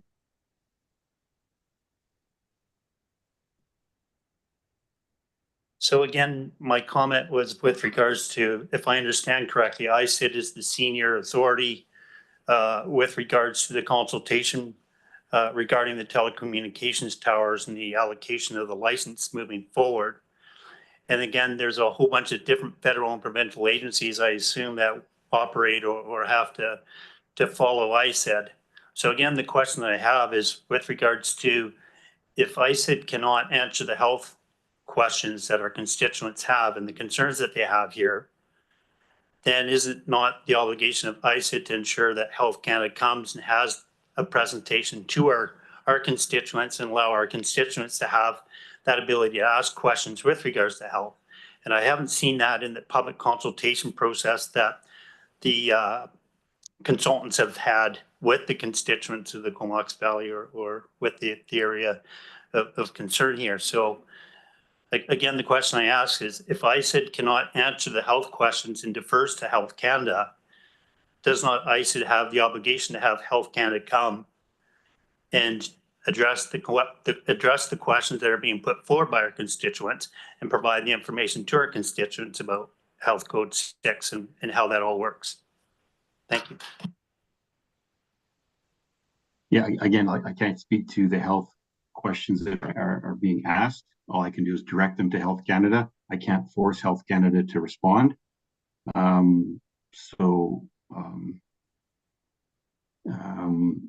You know, like I said, our job is to, you know, the mandate that we have is to ensure that Health Canada Safety Code 6 is met.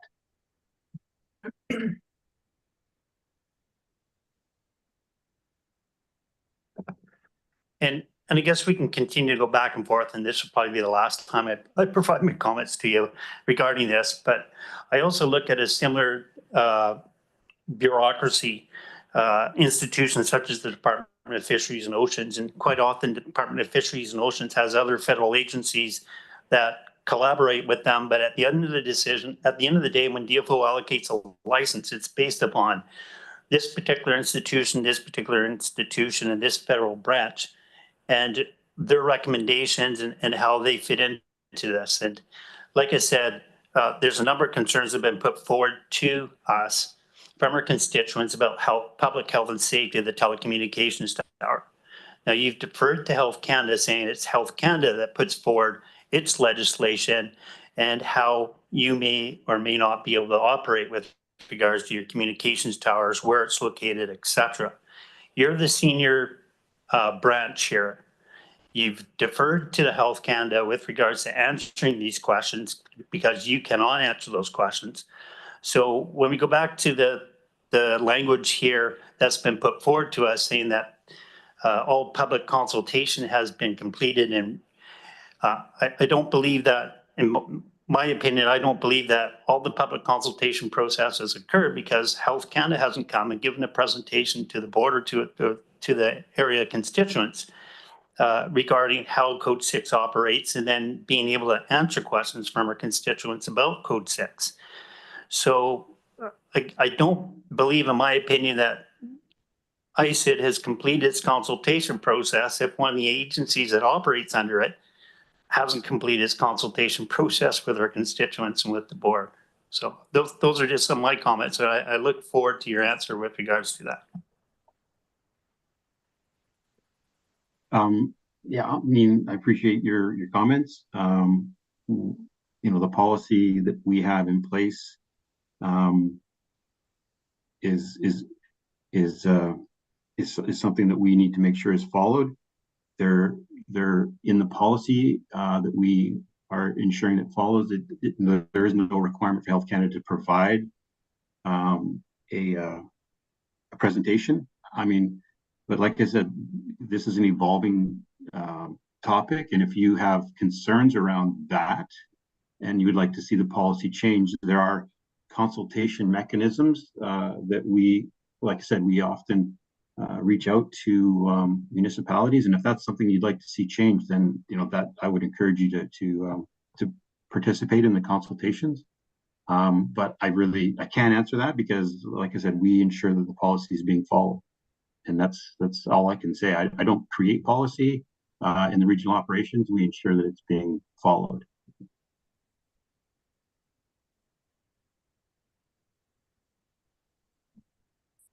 Just before Director Hardy has another question, I think in local government, we totally realize the challenges that senior government have with all their different ministries operating in silos, seeing situations where we've got meetings with various ministers, and the minister just down a couple doors down, staff doesn't even know the staff from the ministry that's what's it, funny walks or whatever, never met them. So we do realize the challenges that exist, but I would, I mean, I don't, in all fairness, I do think that it's a question you can't be answered.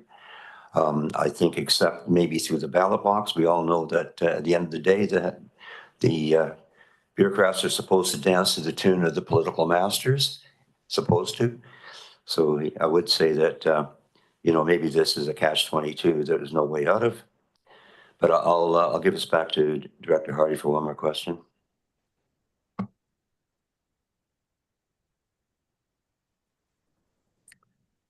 Thanks, Chair. So again, I think I've put forward to you a gap that I'm seeing right now. And again, that's with regards to ISED being the senior authority with regards to the allocation of the license, deferring to other federal agencies with regards to any issues and concerns about public health and safety, and our constituents being able to ask those questions to a federal agency, but yet that federal agency isn't made available to come and provide a presentation and to listen to the concerns of our constituents. So I see that this is a huge gap with regards to your policy. And I guess the concern that I have is when is ISED going to review their policy again and make some amendments to its policies that would allow for this process to occur? Because again, what I'm hearing again continuously here is that the public consultation has been fulsome and is completed. But in my opinion, I don't see it being completed because there's a huge agency that operates under your thumb that isn't here to give a presentation, to listen to concerns and issues of constituents here. So I know we're far away here with regards to recommendations, but I have a real tough time being able to provide a letter of concurrence saying we're good with this process when we're seeing here quite right in front of our eyes here that process isn't being completed. So anyways, I just leave it at that. Thanks. Yeah, thank you for your questions, and I will certainly be happy to take that information back to my policy advisors. Okay. I think the CA wants to weigh in a little bit here. Thanks, Mr. Chair. I just wanted to reflect on the staff report, and the staff recommendation is to provide that letter of concurrence. But I'll note under the options section that if the committee wants to deny the letter of concurrence, that's certainly in your ability. And if you do deny the letter of concurrence, then the report goes on to note that as ISED is the approval authority, ISED has a dispute resolution process into which SitePath and the CBRD would likely enter, and through that process, ISED will evaluate the proposal as well as all relevant information about the proposal, and will either make a final decision on the issue or direct dispute resolution. So I think for the electoral area directors today, as I say, the recommendation is to grant that letter of concurrence, but if you're not at that place and you don't want to do that, you can pass a motion to deny the letter of concurrence at this time. I would also bring to attention the fact that we're still in receipt of this report. So as far as a fulsome receipt of this report goes, is there anybody out there in opposition? That carries. Now, if one of the directors wants to make a motion.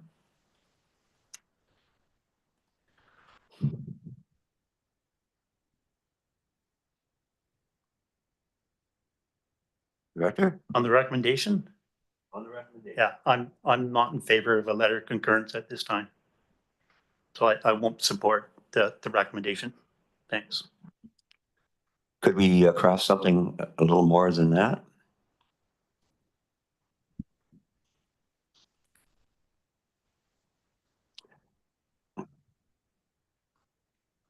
Pardon?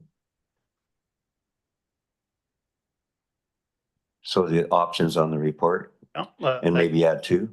I guess what my comment would be is that I don't think that the consultation process between our constituents here in the Comox Valley has been fulsomely completed. based upon concerns with regards to health, the concerns of public health and safety from these towers and the environment. So I see that there is a gap right now with ICID and their policy. And maybe that's how we word it, because there's some gaps in the ICID policy right now. I can't support the letter of concurrence. So we're denying the letter of concurrence. It's me right now. Okay, your proposed motion that hasn't, we want a second, or you want to actually craft the motion first? Because I think that we're denying a letter of concurrence, or if I'm reading it correctly, want to deny it the letter of concurrence and bring forward the concerns around the lack of consultation regarding health effects and other issues. I'm just wondering if we have our own policy as well around citing, maybe it's something we could direct staff to bring a report back, how we want to revise our own Comox Valley Regional District process. How would you do that? I think, Mr. Chair, if you want to take a look at the existing policy, P89, that would be a separate motion. And further, or separate resolution I would entirely, suggest, yeah. okay. So, Director? So I guess going back to whether we're going to change the language in the recommendation, I guess, are we required to first and foremost say we're opposed to the recommendation and have a vote on it? Or like, here's the recommendation right now, is that a letter of concurrence does go out. That's a recommendation that's come from staff. So I guess, do we vote on whether or not we're in favor of that recommendation? If we're not, then turn around and afterwards talk about the language of what we would like to see with regards. I believe that's what the CEO is suggesting. So yeah, so Mr. Chair, as a committee, you can choose to move and second the recommendation that is part of the staff report. And then you would debate that and either approve or deny that particular recommendation, or you can put a separate and different recommendation forward, resolution forward. As Chair Grieve noted, it could be that the EASC deny the letter of concurrence and identifying the gaps in policy with respect to Health Canada and health considerations. If that's the committee's preference. Dr. Arbour, you got an idea?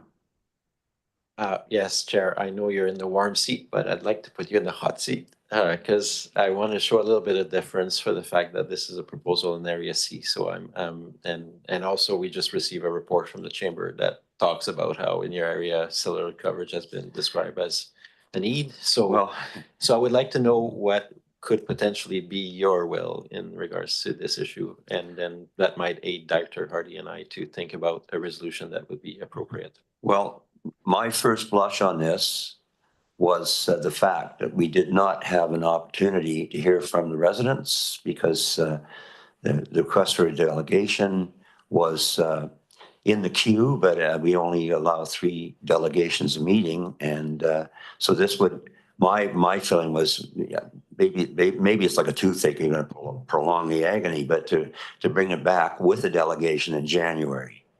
Whether or not that's important, I mean, we have heard that the number 2 gap identified in the SWOT was the fact the internet and cellular connectivity, 34% of the people. So, I mean, almost everybody has a cell phone. Obviously, you know,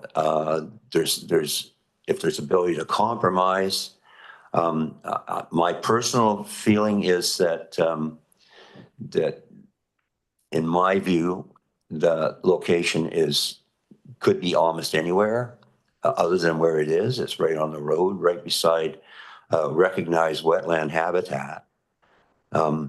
Also, the fact that we've got, 48 hectares? Was it? 31.7 hectares of land there. You know, it doesn't need to be right on top of everybody. Is there any options for compromise? You know, because we do know that we have an issue in the rural areas with cellular connectivity. It's still evident in Dove Creek. I still get lots of complaints about that. So we haven't found an adequate solution there as well. I think in the big picture, we should maybe think about bringing it back, bring back our own policies to see if we can come up with something that would save the proponents a lot of time. That sort of predetermined areas where it might be, not right next to a chicken barn or right next to a sensitive migratory bird habitat. So I think that, there's got to be some kind of middle ground. I always look for middle ground. It's kind of hard to cry crocodile tears for Rogers. They just bought the Blue Jays, so I don't think they're hurting for money. So what I would recommend at this point, we defer it. And I think a lot of good discussion went on today. We can confer with our CAO and draft something that is maybe a little more productive in the long term. We bring it back in January and allow the residents to make presentation and decide whether or not there is any room for compromise, moving the tower or whatever. Personally, I don't support the tower where it is right now at all. I think it's grandiose. It's too in everybody's lap. You have a huge area up there. If there is gaps, then maybe they can be addressed, but what's the size of this thing? It's like 150 feet tall. Where are we at? So, I mean, as far as talking about safety code 6 and all that, I mean, that really isn't our purview. I think there's a federal election coming up, just saying. So, there's the possibility to address that through political. So, Director? Thanks, Chair. And hearing your comments is helpful in my opinion, but what I heard within your comments is that that particular location is likely a no-go for you and your residents. So I'm just wondering from a staff perspective, should we, is this application is specific to that site? And if it's a no-go, it's a no-go. I think we should be maybe better served to just deny the application today and then come back and bring back the policy. I'm not sure what you'll gain with a deferral if that particular site on the application is likely to not change in terms of opinion. And where I was leaning, just for the record, was we did that before to say, we're sending a letter back that you followed our consultation process, but that the majority of residents are opposed to this site. I think we've done a letter like that because we have to reflect the input into these processes for sure. But hearing you about that particular site, I'm just putting it to you, whether just a simple denial and then that allows us to bring back the policy, do further work, and that's it. To keep the process clean, then, I mean, like I say, it's like a toothache. We're just going to prolong the agony. So I would say let's deny it at this point. It especially being a site specific. And if Site Path and Rogers want to bring back an alternative site, then we can consider that in the future. I just wonder if Ton or Stephanie would like to comment on the site-specific nature of this application. How site-specific is this application in its current location? And then secondly, Ton, whether you wanted to speak to anything in the existing policy around siting considerations. Thank you, James, to the chair, to the directors. So policy 89 does reference siting considerations. The first one is that it recommends that the proposal is not located on prime agricultural land. And then the other one is that the proposal should be aware of ecologically sensitive areas. Example, birds, wildlife habitat, and watercourse. So we do have a certain distance that these proposals should be away from, but also that these proposed antennas should be aware of our parks. So policy 89 does consider siting consideration. So I just want to kind of share that with the directors. And Todd, can you speak to the specific siting location of this application? This application is specific to where it's located on the property. Is that correct? Yep.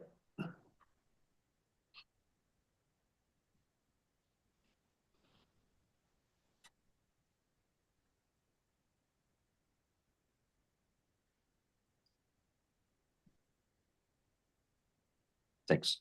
Sir James, are you asking staff is why this location of this antenna is site specific for this property?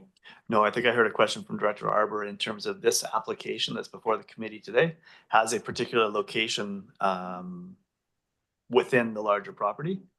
This application is specific to that location on the Yes. property, correct? That's correct. Yes, thank you. Thanks, James. Sorry.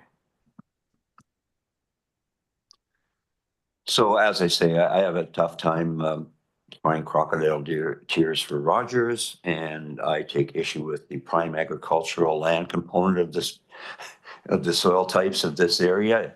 There's a flipping gravel pit right there, so, you know, it's not prime.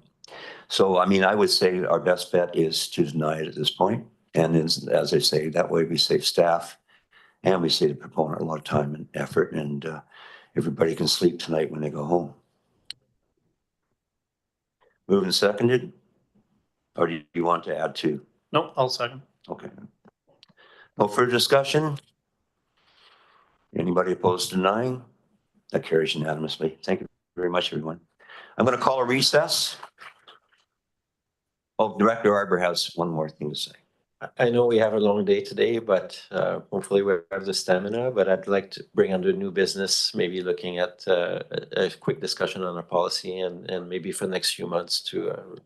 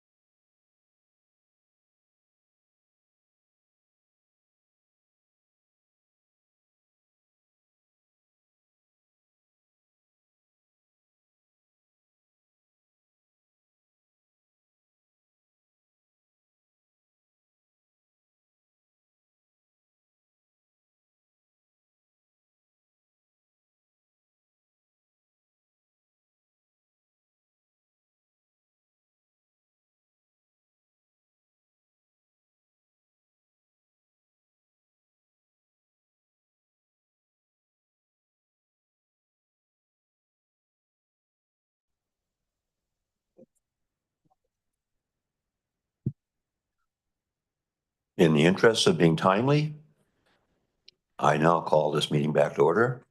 Please let me know if I have any food stuck in my face. Thank you. Over to CAO for introductions, and we are at the Macaulay Road Emergency Egress and the One Spot Trail. Thank you, Mr. Chair. And Bruce Green, our Regional Rural Fire Chief, and Howie Siemens, our Manager of Emergency Programs, will be introducing the staff report and available for any questions. I think, Bruce, are you covering off most of the presentation? I will cover it off and Howie will help me fill in the gaps. Great, thank you. So through the chair to the the committee, this is just an update as per your request of the last meeting. In our staff report, there was a staff report dated September 24th, Appendix A, which discussed the process of getting an evacuation route with Modi. Nothing in that has changed. There is currently an established evacuation route that both Howie and myself support, as we were involved in that, and it has been used in the past successfully as a reverse evacuation. The Oyster River Fire Department has a mutual aid agreement with 9 other agencies, including BC Wildfire Service, which will allow us to respond to any emergency very rapidly in the Comox Valley and surrounded areas. The Oyster River Fire Department Comox Valley Emergency Program offer the Neighborhood Emergency Program and Fire Smart Home Assessments, which, as I'm sure you're aware, in a disaster, our responses would be limited regardless. And both these programs will help the community become resilient. To this date, there's been very little uptake in that area with those programs. The completion of the One Spot Trail is a priority within the rural Comox Valley Parks and Greenways Strategic Plan in 2011. And Appendix C puts out at the end of Macaulay Road where there would be a private piece of property that would have to be purchased to continue on the trail, but that does create some problems because it is within the wetlands. If open to any questions.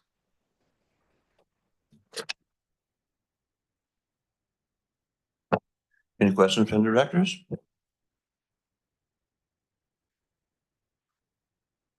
Director Harper?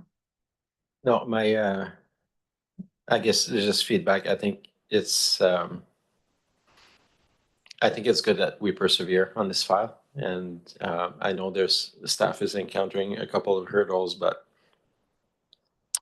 I know that the collective desire is really clear, and I appreciate staff's continued work. I also want to acknowledge we did receive a piece of correspondence, and we're not meeting all the bar right now around the ask, but at the same time, what I'm seeing is some hope and progress around some of the elements of that initiative. So I'll let Director Grieve maybe speak more from his perspective. No, I think it's without question that the One Spot Trail connection to Macaulay Road has been a long time project of mine. And I'm definitely committed to seeing it through to fruition. But unfortunately, it's like everything else in local government and good government in particular. I guess it's complicated. So I think the intent is good. We just persevere. And as I say, you know, that it's a matter of incremental progress. And I see us moving that way forward right now. So it's not perfect, but it's what Winston Churchill say about government being the worst form of democracy, being the worst form of government, except when compared to all others. So, Director Hardy. Yeah, thanks, Chair, to staff. And I guess a thought or comment would be, is there a tangible benefit to adding to the One Spot Trail that could also lead to another form of emergency operations of evacuation for constituents that might be trapped? I'm assuming that there must be some tangible benefits to the One Spot Trail and using that also as an emergency operation trail for evacuation purposes or whatever. I'm just wondering if there are tangible benefits to it or not. Thanks. So yeah, the more evacuation routes we have, the better off we're going to be. And the One Spot Trail portion of it is currently being used as an evacuation route out of the deep Merville area out onto Endell Road. That being said, we have to determine whether we want that walkable access or traffic access, because as I mentioned in the staff report, it's wetlands at the end of Macaulay Road, which would provide some challenges and economic challenges to make it vehicle access, safe vehicle access. Dr. Hardy? And if I understand correctly, a stop when it comes to, yes, there's some issues with regards to the wetlands being, maybe difficult for folks to travel through or whatever. I'm assuming that through the Emergency Operations Center, there would be plans to navigate around some of those issues that you've talked about. Is that right?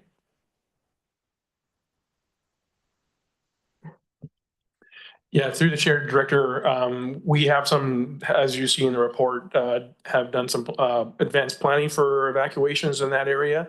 So not having truly dedicated evacuation routes, because we just basically don't know which direction the wildfire or event would occur. So we do have these alternate routes to do that. As you were saying, tangible assets. We have done some work in that area, working with the community to identify those. And I think from emergency management side of things, we have met that kind of requirement of trying to move people quickly out of that area. Saying that, under the local state of emergency, we could ask the province to then determine what other routes we'd want to push through under that emergency and actually open up access, that's beyond our powers now.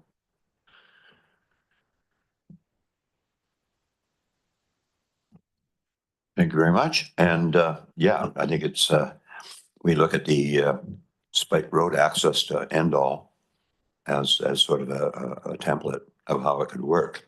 It's not really built for vehicles, but push comes to shove, you should be able to get a vehicle through there. So that is my long-term vision, but we'll see how it all plans out, and nothing you can't fix with enough money. Taxpayers' money, of course. Thank you. So on receipt, anybody opposed? Oh, sorry, Director Hardy? Is it moved and seconded? Yeah.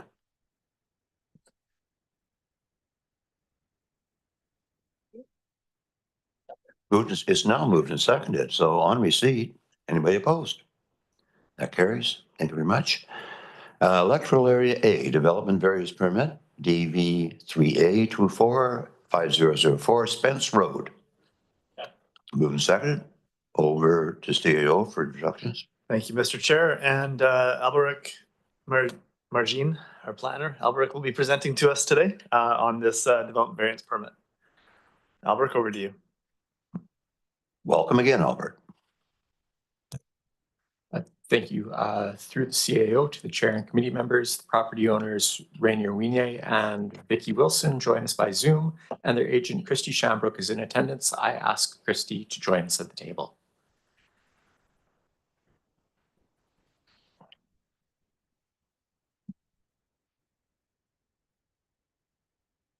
Through the chair to the committee members, staff have received a development variance permit application for 5004 Spence Road, Lot 12, to decrease the minimum front yard setback for a proposed residential dwelling from 7.5 meters to 4.5 meters. This variance is being requested to allow development to meet the flood construction level of 5.37 meters and the 15-meter setback from the future natural boundary as prescribed by a geotechnical engineer in the flood report. This variance is desirable as requested as it moves development outside of the flood hazard area. The Area A ABC reviewed this development variance permit at their meeting on November 4th, 2024 and chose to recommend approval. Staff recommend approval for this application as presented for the reasons that it is unlikely to increase privacy concerns, it is unlikely to make building maintenance more difficult, it is unlikely to impact neighborhood form and character, it will move development away from the flood hazard area, and it will prevent the need for a flood exemption application. Adjacent owners within 100 meters of 5004 Spence Road were given notification of this development variance and the opportunity to comment. 4 letters of opposition have been received from neighboring properties and have been provided to the committee. All objections are from properties located on the opposite side of Spence Road and can be summarized as concerns over impacts to ocean view and neighborhood character. Thank you very much. Thank you. Does the proponent wish to speak to this at all? Or have they done a good job? No, they've done a good job with that. I'm here to answer any questions that may come up. Oh, thank you. So any questions from the directors on this?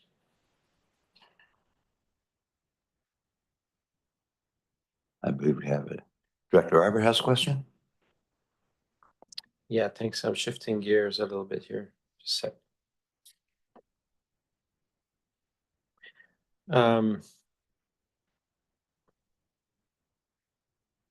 So in essence, this would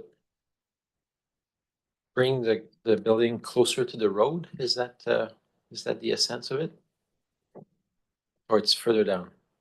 That's correct, Director Auber. This would bring it 3 meters closer to the road, which is approximately a 20% reduction in the front yard setback. Yeah. Yeah, so it's an interesting dilemma because I can understand why the neighbors across the street would be opposed to the variance, and just from a view perspective, that whole area is sloped, right? So the lower you are, the better it is for the upland neighbors.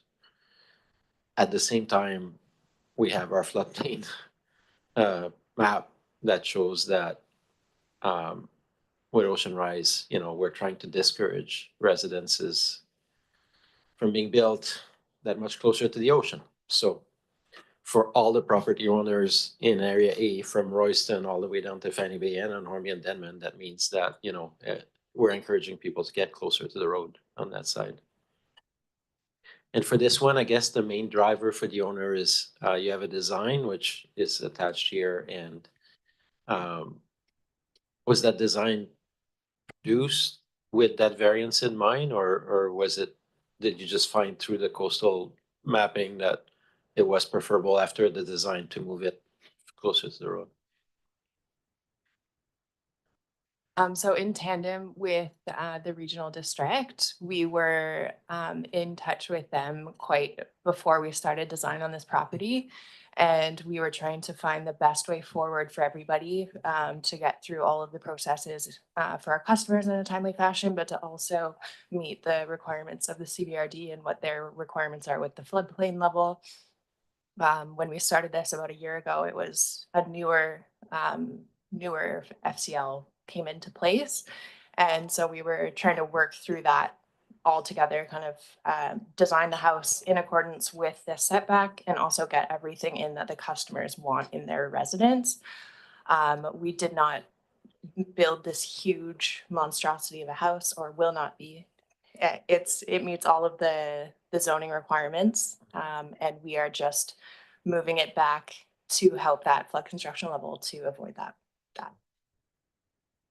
Okay, thanks for that. And did this one go through the APC? I missed the last APC meeting, but I don't know if it went there or not.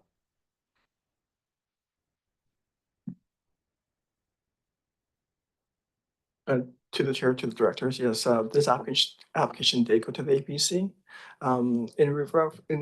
With reference to your question about the staff work with the applicant, we did meet up with the applicant just to address some floodplain concerns with the bylaw. Yeah. And they worked with staff with that. And in regards to the proposal, Director Arbor, the applicant is below the 10-meter height restriction through the zone bylaw, so they're at around 8.5. So they can actually go a little bit higher if they wanted to, but they chose not to. Okay. And you said yes to the APC, and the APC were in agreement with this correct, this variance? Yeah. Yeah, I typically vote with the APC because they usually spend quite a bit of time. This is our volunteer board in Area 8 to look at things. So so I realize this won't satisfy the 4 neighbors across the street, but I think just from where buildings should be located, it makes sense. So that'd be my rationale for decision. And number 2, hearing just now that, the owner could go below, but then go to 10 meters if you wanted to enter that kind of game. So I think on the whole, yes, it will have an impact likely, like any new building has an impact, but overall, I think the benefit is greater for the community and for flood risks to locate there. So I'll be in favor of this one. Thank you. Any other comments from directors? Seeing none. First, we vote on receipt of the report. Anybody opposed? That carries. Now we need to vote on receipt of the correspondence as listed in the agenda item. There's two here, there's two on the agenda. So I guess, well, I was going to bring the addendum forward later, but we can bring them forward now. Motion to bring forward the addendum. And seconded. Director? Yeah, and just in case the residents watch this, there were some allusions, obviously, in the letters about the really negative impacts of the last few years, and there were comments about the accumulated pressure and the ship breaking and all that. So I just want to acknowledge that I understand that. I hope that this home is not, something that adds to that. In my opinion, it's a new neighbor, and hopefully it'll be good. But I also want to acknowledge, it's the concerns that have been raised in those letters and how sensitive and affected people have been on that road. So thanks, Chair, for letting me say that. Yeah, of course. But we're dealing with an application. So bring forward the addendum. All in favor? So now we have the correspondence as listed in the agenda item 5 and the addendum. Any further discussion on that? Anybody opposed? And that carries. Thank you. Now we have the recommendation. Moved and seconded on the recommendation. Any further discussion on that? Seeing none, I'll call the question. Anyone opposed? That carries. Thank you. Number 6, Electoral B, Development Variance Permit 1150 Perry Place. Thanks, Mr. Chair. Carter Ruff, our planner, will be introducing this report and available for any questions that come up. So Carter, over to you. Excuse me. Thank you for the introduction. I would like to note that the applicant's agent, Craig Gagne, is in the Zoom call and will be available to answer any questions. Through the CEO to the chair and committee members, an application has been received to consider a development variance permit to increase the maximum permitted height from 7 meters to 7.45 meters for a partially constructed accessory building. The proposed accessory building, which was built for use as a garage and shop, received a building permit in 2023 based on a design with a height of 7 meters. However, a high water table that was encountered during construction resulted in the need to place approximately 0.45 meters of structural fill to raise the base footing elevation. The property is zoned Country Residential 1. The Country Residential 1 zone limits the height of accessory buildings to 7 meters measured from the average natural grade to the top of roof structure. According to the building location certificate, the height measurement, inclusive of the fill place, results in a building with a height of 7.45 meters. As a result, a variance of 0.45 meters is required. Staff recommend the application be approved because the height increase is minor and it will not alter the rural character of the neighborhood, and because vegetation along property lines will screen the proposed building to and from neighboring properties. The Advisory Planning Commission B considered this file at their September 23rd meeting and voted unanimously to support the variance application. Furthermore, adjacent property owners within 100 meters were provided the opportunity to comment on the variance. 3 responses were received in support of the proposal. Staff and the applicants are now available to answer any questions you might have. Thank you.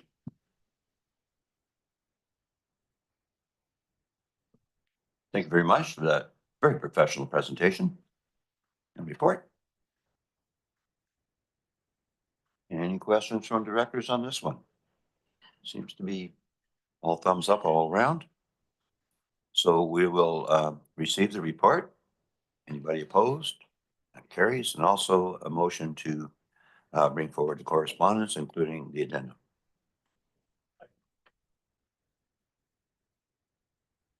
Any discussion there? Then on the correspondence, any opposed to receipt? Seeing that carries. Anybody wishing to speak to the matter from the gallery? Seeing none, we will now entertain the recommendation. Moved and seconded. Seeing no further lights. Anyone opposed? That carries. Thank you very much. Number 7, Electoral Area B, site-specific floodplain setback, 1426 Wilkinson Road. For receipt. Thanks, Mr. Chair. And Carter again will introduce this report for the committee. Welcome again, Carter. The applicant was unable to make the meeting, unfortunately, so staff will do our best to answer any questions in their absence. Through the CEO to the chair and committee members, an application has been received to consider a site-specific exemption to the floodplain management bylaw for a proposed addition to a single detached dwelling. The property owner has submitted a floodplain report prepared by a qualified engineer that establishes a minimum flood construction level of 5.6 meters and floodplain setback that extends approximately 8 meters beyond the front property line. Both the existing and proposed habitable floor area will be constructed above the flood construction level. However, a site-specific exemption to the floodplain setback is necessary as the setback covers the entire property. The engineer recommends a reduced floodplain setback of 30 meters measured from the present natural boundary of the ocean. The existing dwelling and proposed addition will be located outside of the reduced setback. The engineer has provided a list of mitigation measures to reduce the flood risk of property and states the land is safe for the intended use, provided these measures are followed. Staff recommends the exemption as a floodplain report is consistent with provincial guidelines and it will be registered as a covenant against the property. Staff are now available to answer any questions.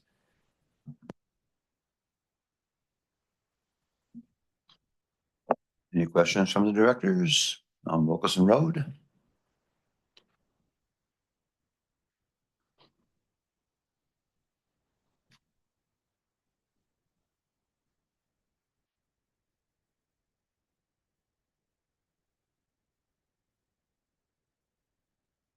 Okay, I see none. So on the receipt of the report, anyone opposed? That passes. And quite a lengthy recommendation. Moving second on recommendation. See no further comments. Call the question and recommendation. Anyone opposed? That carries.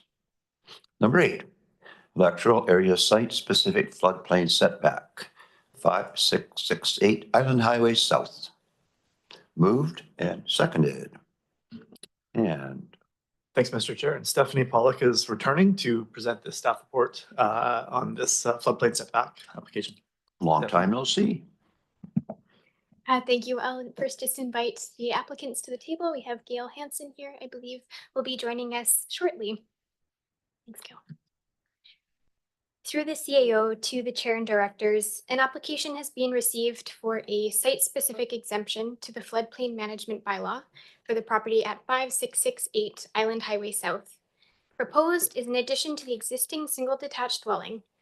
Being within 100 meters of the sea, the applicant hired a professional engineer to prepare a geotechnical report relating to flood hazard per the floodplain management bylaw. The report prescribes a flood construction level of 6.46 meters and establishes that the existing house is located seaward of the prescribed setback. The engineer recommends a lesser minimum floodplain setback to correspond with the existing location of the house, thus requiring an exemption from the bylaw. The lesser prescribed setback is located 13.45 meters from the future natural boundary. The engineer's report concludes that the land is safe for the intended use, provided that the risk reduction strategies outlined in the report are followed. Staff recommends the exemption because the engineering report will be registered as a covenant against the property and the approach taken is in line with provincial guidelines. I'm here to answer any questions. Otherwise, we have the property owner, Gail Hansen, here, as well as the engineer, Andrew Gower, who is online today. Thank you. Thank you very much. How are you, Andrew? Nice to see you. Thanks, Chair. Nice to see you too. Does the proponent or her engineer wish to speak to the matter?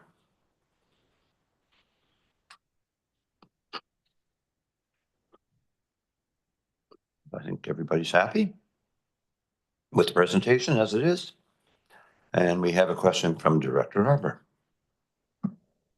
Yeah, thanks. And that's a really nice location in Union Bay for that lot. And it's part of a row of lots with kind of slope down to the ocean on the other side. So I understand some of the restrictions that are being faced. And I just find it somewhat, well, not unfortunate, but you can't wait forever, I guess, because part of the rationale for not extending towards the front was also, I guess this renovation will trigger a new septic field perhaps, or something like that. And I wish we were still on time for the next couple of years to have a south sewer, but not quite there yet. So so sadly, that requirement has to stand. Otherwise, perhaps in the future, if the project goes through, people will be in the future but maybe able to build a little closer to the road, and if that's where the septic fields were or we're going to be. But that being an hypothetical, otherwise I have no concerns with the request, and that extension is still for single family, right? Is there any thoughts about a suite or in the future anything like that? That's just for just to extend a little bit the floor space. A lot of old homes in that along that stretch that were very small compared to today's standards. So I understand. Yeah, so I'm good with it. I just thought I'd provide those comments for our entertainment as directors around the South Sewer.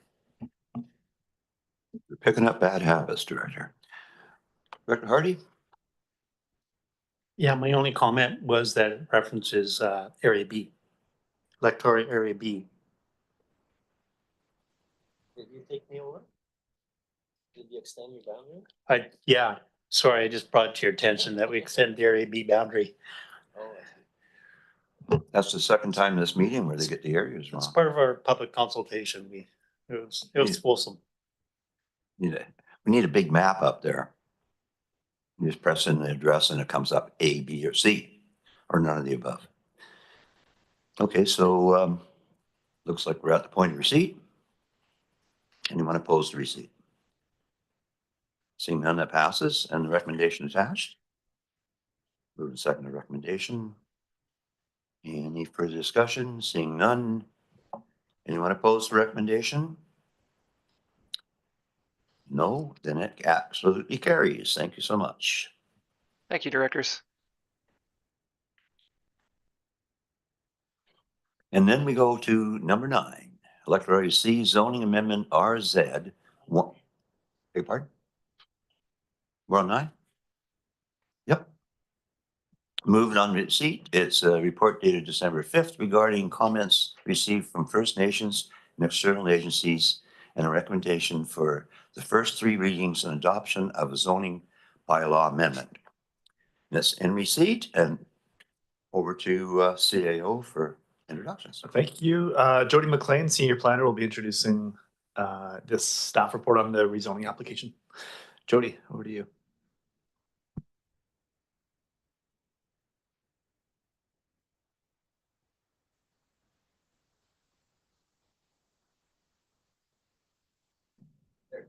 All right, thank you. Through the CEO to the chair and directors. So last year, this committee reviewed this proposal here to subdivide that 0.37 hectare parcel to create 2.18 hectare parcels in that Saratoga Beach area of Black Creek. So because the zone only allows for subdivision to create 0.4 hectare lots, this rezoning amendment to reduce that minimum lot area is required. So back then last year, direction was provided to proceed with external referrals. That was done, and the responses are in your agenda package there. Also during that last year, amendments to the Local Government Act changed how rezonings are processed, and we are adapting to that. A couple of things of significance. The committee had directed that community amenities be negotiated, but the new legislation does not allow for this, and so those discussions were halted. Secondly, public hearings are now prohibited for this type of zoning amendment that only deals with residential land. and when they're consistent with the official community plan. The province stated that their intention with that is to speed up the building of homes for people and to support proactive planning. And this is the case here. This is a residential only zone, and the draft bylaw proposes to create a zone exception called Residential 1 Exception 17. So that's the same thing as Residential 1 zone. The only exception is this allows for a smaller property size to exist there. And it is consistent with the official community plan, which designates this area as part of the settlement node, whose policies are to accommodate rural development that can be serviced by community infrastructure. This is within the Black Creek Oyster Bay water system. And as a condition of subdivision, they must connect those proposed laws to that system. Despite the prohibition on holding a public hearing, the Act still requires notification of the regional board's intention to consider first reading of the amending bylaw. And indeed, that notification was sent to neighbors on November 27th and published in the last 2 editions of the Comox Valley Record. By moving that notification to before first reading and not interrupting bylaw readings for public hearing on the content of the bylaw, the process is now much quicker. So, Mr. Chair, in anticipation of tomorrow's regional board meeting, the draft bylaw is presented in Appendix B of your package. It is consistent with the official community plan, and there are no further outstanding requirements. So staff is recommending that all 3 readings be provided and adoption all at once. Well, we have some questions. Director Harper. In this case, I like it. I don't think I always will. You know, when we have bigger application processes, yeah, the shoe's on the other foot. If we're dealing with a couple of roads up and 600 home development and things like that, that's a different deal. But in this one, small lot division, Island Health showed a little bit of concern, not a ton, about the septic and the size of the parcels. But they didn't, you know, totally red flag it.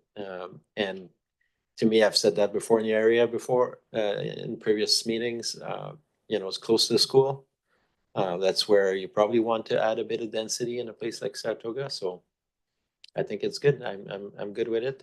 And I know that there's a couple things that we don't get on this. One is any kind of negotiation around amenity has disappeared under provincial regulation. And second, you're right, no public hearing for the neighbors. But in this case, this proposal, I think, has minimal impact, and we can already see almost all of the neighbors, by the looks of it, have similar size parcels that have either been subdivided or if I look at the map on the screen there, it's very comparable to what exists. So yeah, so for this one, I like the speed. So for today, we'll congrats the province on bringing that new framework, and tomorrow I'll just blame them for it. Thanks. Thanks very much. And although we're not as far down the road for a community sewer as maybe other jurisdictions, I think the long term is to supply a public waste disposal for this area. So that's it, I guess. So just on receipt of the report, anyone about a question? Go ahead. So just as a general question, like I did touch on it briefly, but with this new model, like staff basically doesn't have any amenity discussion with proponents of rezonings anymore. Is that correct? So we have lost any opportunity to gain, and the province hasn't created any kind of replacement tool for us to try to obtain community benefits when these rezonings happen. Is that all correct?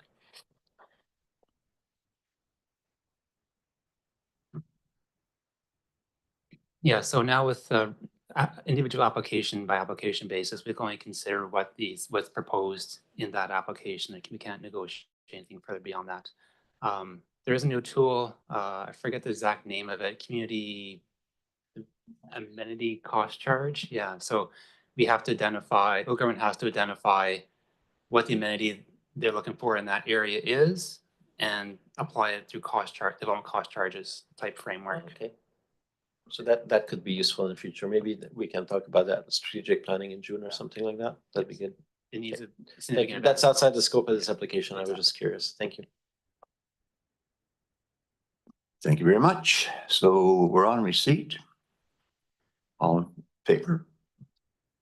Carries, and recommendation attached. Moving second on the recommendation. Any further discussion on the recommendation? Seeing nothing, call the question on that. Anyone opposed to the recommendation? Seeing none, that passes unanimously. A discharge of easement, 710 Lazo Road, and a covenant for Schultz Road lots. Report from December 5th receipt. And Jody again? Jody's gonna introduce this report as well. Jody. Thank you. Again, to the CEO, to the chair and directors. So for this item, staff is just seeking some authorization to discharge a covenant and easement to which a CVRD has become a party of. So first, the covenant in the Saratoga Beach area, Black Creek, it's on the screen there. The covenant was signed by CVRD in 2020 during a rezoning process that involved parkland dedication. The covenant simply required this as a condition of the subdivision during that rezoning was enabling, and also had to preserve, protect, and maintain that land as natural condition until the dedication occurred. That land did indeed, it was successfully dedicated and subdivided in parkland condition to the CVRD. This new parkland extends Saratoga Park so that it now connects to Schultz Road. As its purpose is fulfilled, staff recommends agreeing to the release as requested by the owner. The second one is an easement in the Lazo area. It was signed in 1936 when there were only two large farms in that area. An easement granted the owner of one of those lots legal access through the other lot to the public road, the road that's now known as Lazo Road. Both properties have been subdivided numerous times since then, and the road network has been extended throughout that area. The CVRD became a party of it, became a holder of the easement when in 1999 it jointly acquired the remainder of property with Ducks Limited Canada. That property is now known as Lazo Wildlife Park. So as the park is adequately served by that road network for access purposes, the easement over the private lands is no longer necessary. Therefore, staff recommends this discharge from the title of the property that made this request. So, Mr. Chair, there are two recommendations there, one for each discharge. Thank you, Jody. Any questions? Dr. Arbor?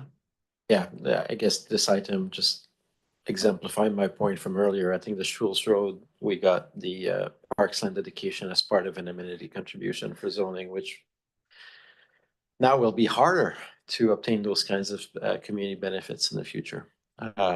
I don't have a concern with it, with lifting both of them off the titles. I think it makes sense, and I'm in support of both recommendations. Thanks. Thank you.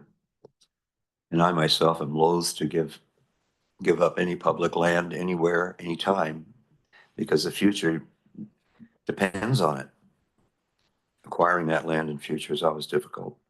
But in these cases, I think that they're probably warranted. We've pretty well got the outcome you were looking for originally, so I'm in favor. Okay, so on receipt, any opposition? That carries. Recommendation 1, move both? Is it okay? Okay. Moved and seconded, both of them? Any further discussion? Seeing none, anyone opposed to the recommendations? That carries. The Town of Comox referral for 2123 Hector Road. And over to CAO for introductions of Dylan. Thank you, Mr. Chair. Dylan Thiessen is our planner, and he will be introducing the staff report and available for questions. Dylan. Thank you very much, James. Through the CAO to the chair and directors, staff have received a referral from the town of Comox seeking comment on a development proposal at 2123 Hector Road. The property is just under 5 hectares in size, and the proposal would see the construction of 70 townhouses and 199 apartment units over 2 phases of construction. While this property is not immediately adjacent to any electoral area property, staff received the referral because of its proximity to other larger development proposals that themselves are adjacent to lands within electoral area B, as well as because of possible servicing limitations. As was referenced in prior comments about one of those larger development proposals, the regional growth strategy encourages municipalities to add density through infill of already developed areas, rather than building out on the fringes of municipal areas. Complicating the matter in this Hector Road area as well are sewer servicing limitations. Engineering services at the CVRD have confirmed that the Aspen Road leg of the Hudson sewer trunk can support an additional flow of up to 18.5 liters per second before exceeding capacity, which is not enough to service both development proposals that are before the town. Engineering services staff have met with the town and developers about this and have been directed by the Sewage Commission to undertake a servicing strategy for the Hudson Trunk Sewer. But until a time that capacity is increased, the town is able to determine how it allocates the available sewer capacity. We'll leave it there for now, but as James said, I'm happy to answer any questions I can. The unforeseen consequences of expansion. Service capacity. Any comments? I think, is our referral correct? Director Arbor? Yeah, sorry, this is not an issue I've tracked as closely. So, so they were going to expand into Area B, right? Or as this happened, it has happened. And now what's the core issue? Like in one sentence? The town has extended its boundary. Yeah. The town is processing multi-residential development, and these comments here refer to the staff's review and analysis of I think in general the planning considerations, but there's also reference to the sewer capacity consideration. So we're packaging residents' responses, or not really? No, I don't believe. No, it's just, okay, so we're just expressing concern. It would be the town of Comox. It would be undertaking the public portion of that engagement.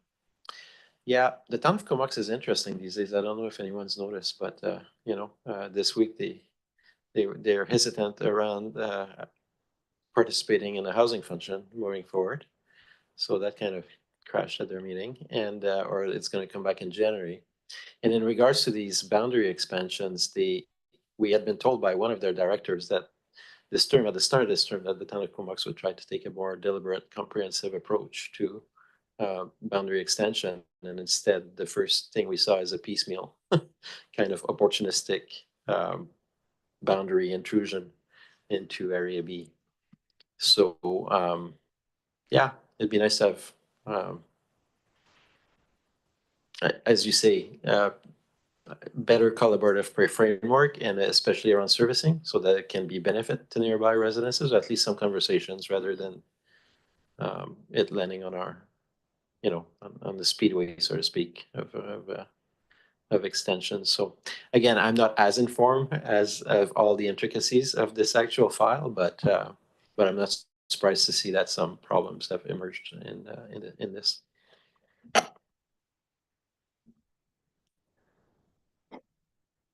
Director Hardy? Yeah, thanks. I can remember when I first started on the board, I hadn't even been sworn in yet, but I was getting sworn at with regards to the development of the properties up in and around that area. So I know some of the issues that I've heard over the years with regards to, again, trying to make sure we had green space between the town of Comox and Area B. And I'm not sure if that has been incorporated into this document or not, or if we're just talking on a referral with regards to sewer. And then the other one was, again, with regards to traffic flow. And whether or not Hector Road is a good place for traffic to flow through. I think in areas there right now, there's cul-de-sacs. So whether or not those drive-throughs on Hector Road and Aspen Road are things that are being considered here as well. So I'm just kind of curious about those and the referral package that's going out to town. Thanks.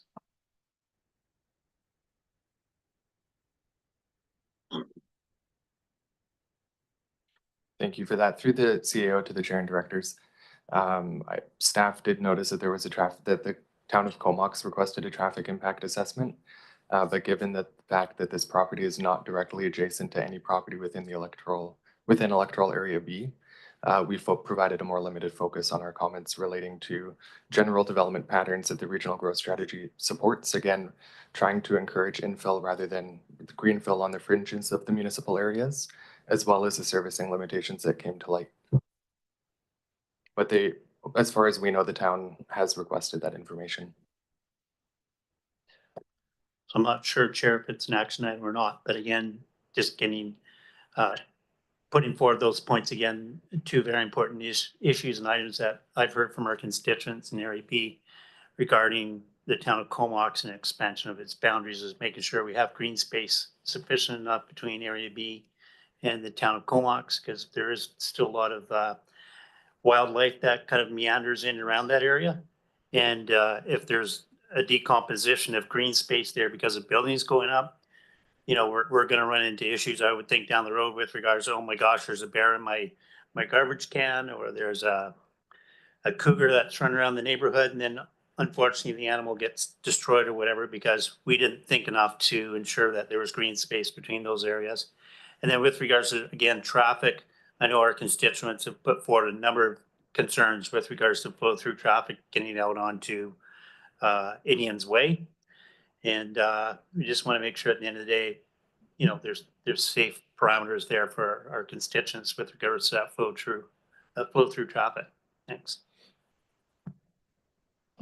Dr. Arbor?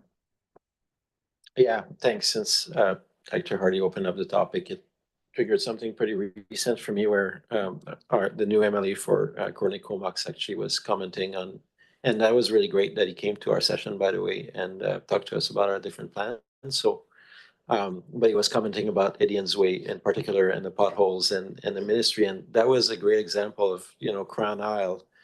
There's a ton of traffic on Indians Way, but when the ministry didn't seem ready to upgrade Indians Way as a serious thoroughfare when Crown Isle was put in. I can assure you the state of Indians Way has got nothing to do with the 20 houses that are on that road. It has everything to do with now it being a major thoroughfare, and there was no forethought to that.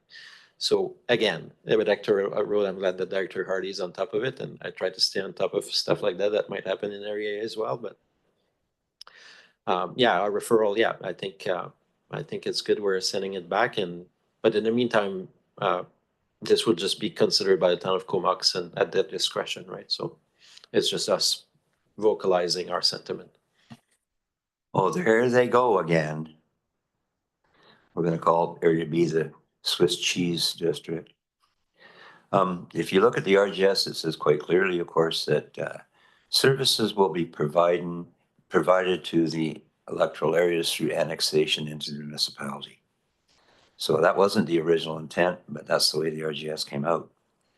The original intent was the Ida Chong letter that said services shall be that encouraging municipalities to relax policy around servicing outside their boundaries for health and environmental reasons.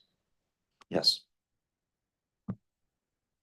Which they have done in area with the South Water Extension and the South Sewer. So we are having some successes in some places. But in a case like Hector Road, there should have been a more fundamental discussion around services and amenities and trying to improve the whole area, not cut right at the boundary. And as the director already said, if you can allow for some kind of green belt thinking in the long term, then even better. Yeah, coordination is always best. Anyway, I think that's the end of the discussion. On receipt, any questions? We'll call the question. Anyone opposed? That carries. And the recommendation attached. Report. Move the report and second on the report. Thanks to Dylan. And on that one, all in favor? Yep. Gotcha. Flood Hazard Land Use Management Project report from 2003, December 3, 2004. Percy. Just a report. And over to CAO for introduction. Thanks, Mr. Chair. Monica Whitney Brown is one of our planners, and Monica will be introducing the staff report, and no doubt supported by Robin Holmes. Monica, over to you. Thank you. Good afternoon, Chair and Directors. As the EASC is aware, the CVRD faces the challenge of managing land use within increasingly flood-prone areas. The current floodplain management bylaw number 600 needs to be updated to incorporate completed 2021 floodplain mapping and prescribe flood construction levels and modernize bylaw requirements to include relevant regulations like the BC Flood Hazard Area Land Use Management Guidelines. Under the current CVRD system, it requires from applicants as well as staff significant use of organizational resources, including staff and applicant time and legal fees. So recognizing the need for a comprehensive and proactive approach, we're undertaking an overhaul of the existing floodplain development management tools to improve them. Next slide, please. Oh, there's only one. So the project objectives you can see on the screen before you at a high level. They're included in more detail in the report in front of you, but they're to update the floodplain management bylaw to include that flood mapping and reflect the BC flood management guidelines, to develop decision-making support tools such as a risk tolerance policy to support the EASC and staff to make flood-related land use decisions and recommendations in line with preferred risks, and to provide a series of workshops with the EASC, internal staff, and external development professionals to provide training and information on the updated flood management tools as that becomes available. And finally, to amend development procedures associated with site-specific floodplain applications to make those procedures more streamlined. So we had a project kickoff for this work at the end of November, and the work will be ongoing over the coming months with a tentative timeline of completion for this project in late spring or early summer 2025. So the report before you is an update. It's provided for information, but I'm happy to answer any questions you might have at this time. Well, we do have questions. Director Arbor. Yeah, that's fabulous. I couldn't quite name what I wanted a year ago when we were struggling with some of the applications, but I think you just put it together into something that will work really well to develop the decision-making support tool. For the third one, for the training workshops, I'm wondering if these could be more like almost like online modules or something like that. Maybe not like a training workshop in person, but something that we can review and that could probably live year to year, and that maybe have a little bit more, some more permanency and not take a huge amount of our resources to do an actual workshop. But everything, even if you don't do that, that's fine, but it's just a suggestion. And everything is great. I think we have struggled with flood-related applications, and it's hard for us to develop consistency as in how it's approached. And I think it's noticed both by the market and the committee. So I think that this will really help. And part of my thinking too, when I suggested online, is that maybe the homeowners then can see what we see and can better understand not all the specifics, but kind of the rationales and the tension that we're trying to balance and some of the guidelines or guiding principles that we would look at in future applications. So really, really good work.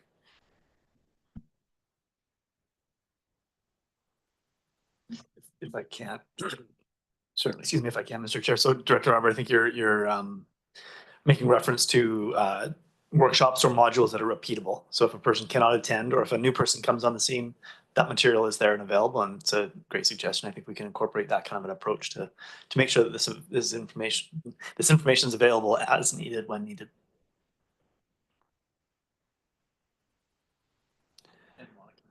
Monica? I think I accidentally hit the wrong button, but agreed. We'll certainly take this back to our consultants. Thank you for the suggestion. Just keep smiling and nodding. That's all we have to do. Well, it goes a long way from just duty to warrant. And I think that's our number one issue is assuming responsibility and liability for stuff. You know, if somebody wants to build a floodplain and they're going to get flooded out, too bad for them. But I understand, you know, it goes beyond that. So I'm looking forward to how this comes out. I don't see any other lights. So on receipt, anyone opposed to receipt of the report? That carries. And seconded, in that order. Funding opportunities for Dyke Road Park Project. Here's one. Over to Parks. And thank you, Mr. Chair. Mark Hart, our Parks Planner, will be introducing this report and available for any questions that would follow. Mark, over to you. Good to see you, Mark. Press your magic button and I'll turn on your light. There you go.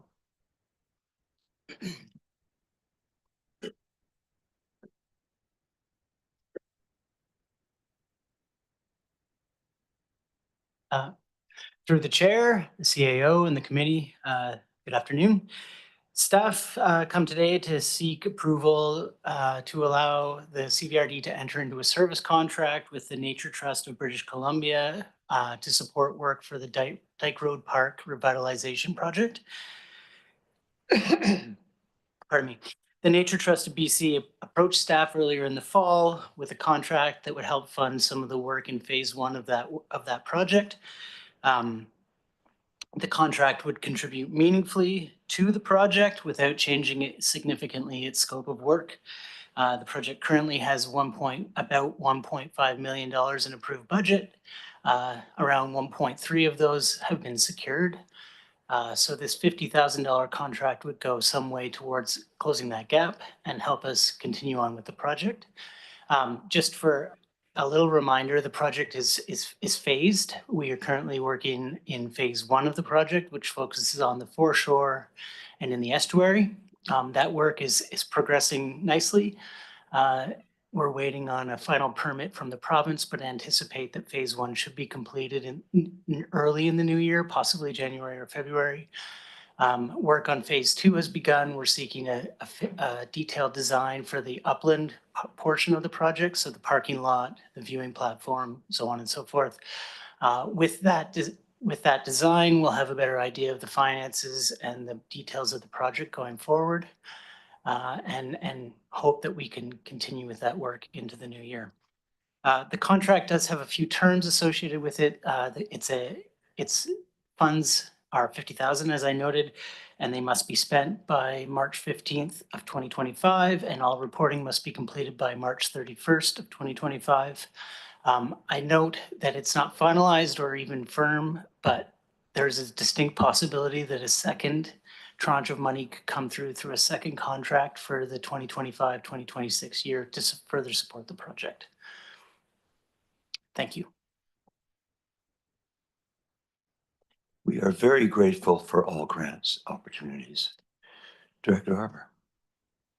Yeah, thanks. I mean, to my untrained eye, the work looks really good down there. It looks very attentive anyways and detailed around what's happening there. So I was really impressed when I drove by a couple times. And would it be helpful to staff if in anticipation of a potential second tranche that we put language in there that staff be directed to undertake the necessary for a service contract and possible extension? That way you don't have to come back to committee.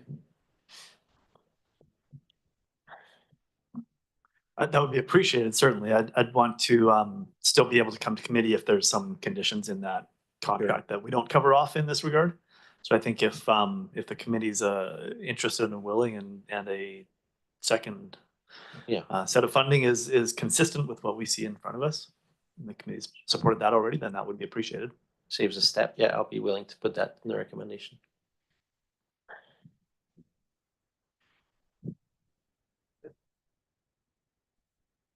Okay, so thanks, Mark. That's on receipt of the report. Any opposed? That carries. Recommendation you want to add to it? I'll move the recommendation so that staff be directed to undertake the work necessary to enter into a service contract and any extension with the Nature Trust of British Columbia for work on the Dark Road Park revitalization project. Second. We're good. No discussion on that. Anyone opposed? Carries. Over to Denman Island Water Local Service Area Budget Amendment Report for receipt. Thank you, Mr. Chair. And Kaylee Limert will be presenting today. Kaylee is one of our engineering analysts, and he'll be able to speak to the staff report, answer any questions. Kaylee. Good morning, and thank you through the CEO to the chair and directors. Staff have been closely working with Island Health to make adjustments to the Graham Lake water treatment system. A small upgrade to the pump house is planned for next year. However, staff would like to accelerate its installation to better comply with Island Health requirements. The Den Island Water Local Service Area has amalgamated with the Graham Lake Water Local Service Area, which was approved with the understanding that the Denman Island reserves would be spent down before the service establishment bylaw could be replaced. Funding the majority of this improvement using the remaining Delsware reserves will allow staff to complete the final step of amalgamation. Should this work not be accelerated, there is additional risk that the staff may be forced to increase operational efforts related to maintaining the treatment system. That's all for me, but happy to answer any questions you may have. Thanks very much. Every little bit counts. I'm sure this is probably the lunch budget for the Prime Minister for a week. Let's see. Director. Thank you. And when should we expect the next big update on the overall service? I guess as part of budget, or will we have a special report prior? We'll be bringing forward a report probably later next year. So, yeah, thanks. Maybe just to add to that, the next report we had flagged for bringing forward was following the completion of the pilot process and resolution about the selected treatment technology.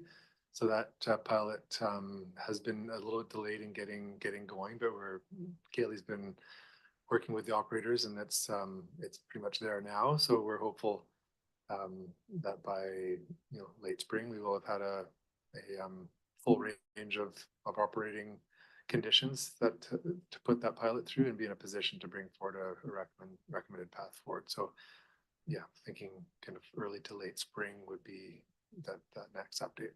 Okay, thank you. It's taking us a while in this file, but that was part of the reason too. So recommendation for 6,000, yeah, no problem with that, just to round off the year and make the budgets work. Okay, so no further discussion on receipt. Call the question on receipt. Anyone opposed? That carries. And recommendation attached, please. Move a second on the recommendation. All in favor of the recommendation? That carries. 15, financial plan amendment for servicing 331 Coho wastewater. And over to staff. Thanks very much. And Jerry Monteith, Manager of Liquid Waste Planning, will be introducing this report for the financial plan amendment for the King Coho waste water service. Thanks, Jerry. Hey, Jerry. Thank you, through the chair. So this report presents a proposed amendment to the 2024-2028 financial plan for the King Coho wastewater service to allocate an additional $78,000 in Area B Community Works funds to the sewer upgrade project. The sewer upgrade project was included in the 24 capital plan for the service and is now substantially complete. The upgrades included two projects, the Little River Force Main Crossing project, which was completed in October, and the Marine Outfall Reweighting project, which is currently underway. The approved budget for the upgrade totaled $213,000 and included funding from capital works reserves, community works funds, and short-term borrowing. The short-term annual debt servicing requirements for the project, We're projected to add an estimated $508 per unit to the parcel tax rate for years 2025 to 2030. And added to this, there are increased operational cost pressures that have been identified in the proposed 25 to 29 financial plan for the service, mainly due to an increase in personnel costs. So adding these new debt financing charges together with other cost increases projected for the service, parcel tax rates could increase quite significantly by 2029. Therefore, we are recommending an amendment to the capital plan to include this additional allocation of community works funds. And with that, I will take any questions. Any questions, Director? This is why we're loath to take over private services. Okay, well, that's is what it is, what it is. Any discussion on receipt? In favor? And recommendation? Seconded? And any opposed to that? That carries. Water drought restrictions and conservation update for receipt.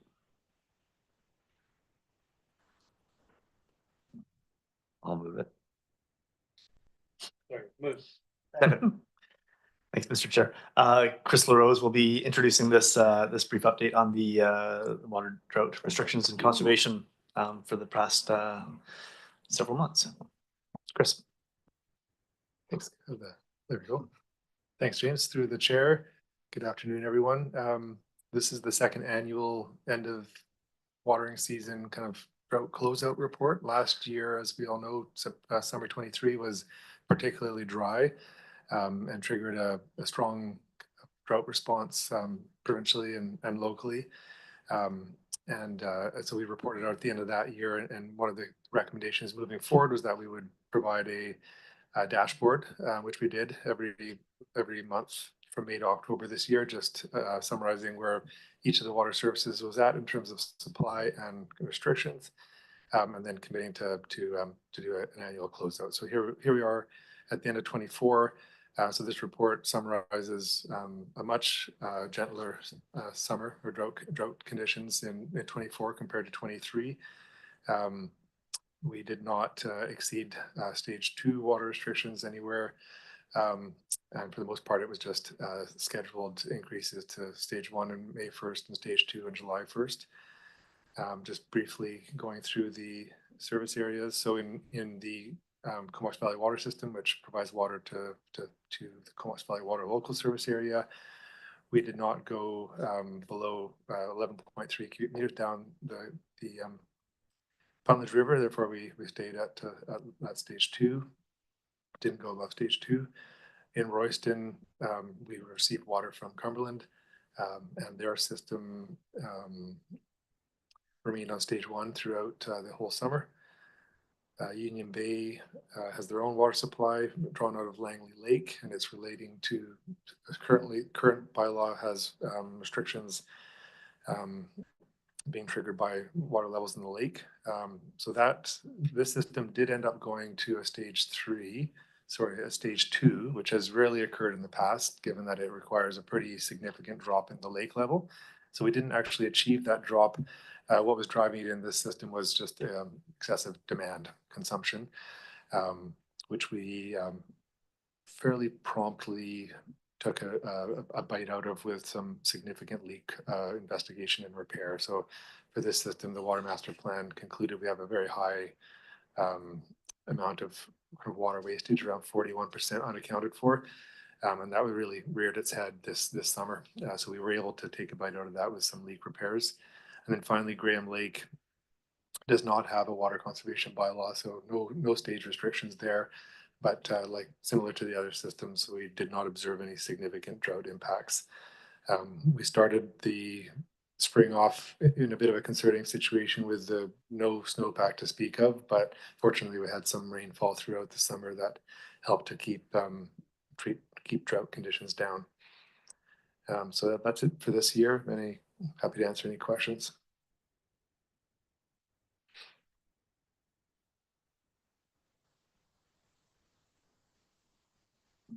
Director?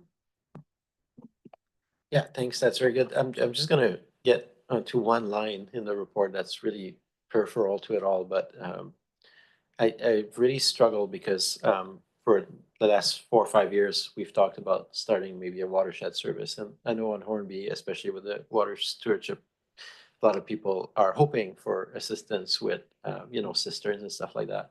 But in the report, as part of the water conservation, the rebate program, it says the Comox Valley water system has rebate programs for low flush toilets and cisterns. So are those like big cisterns, or I was not aware we were providing rebates for that.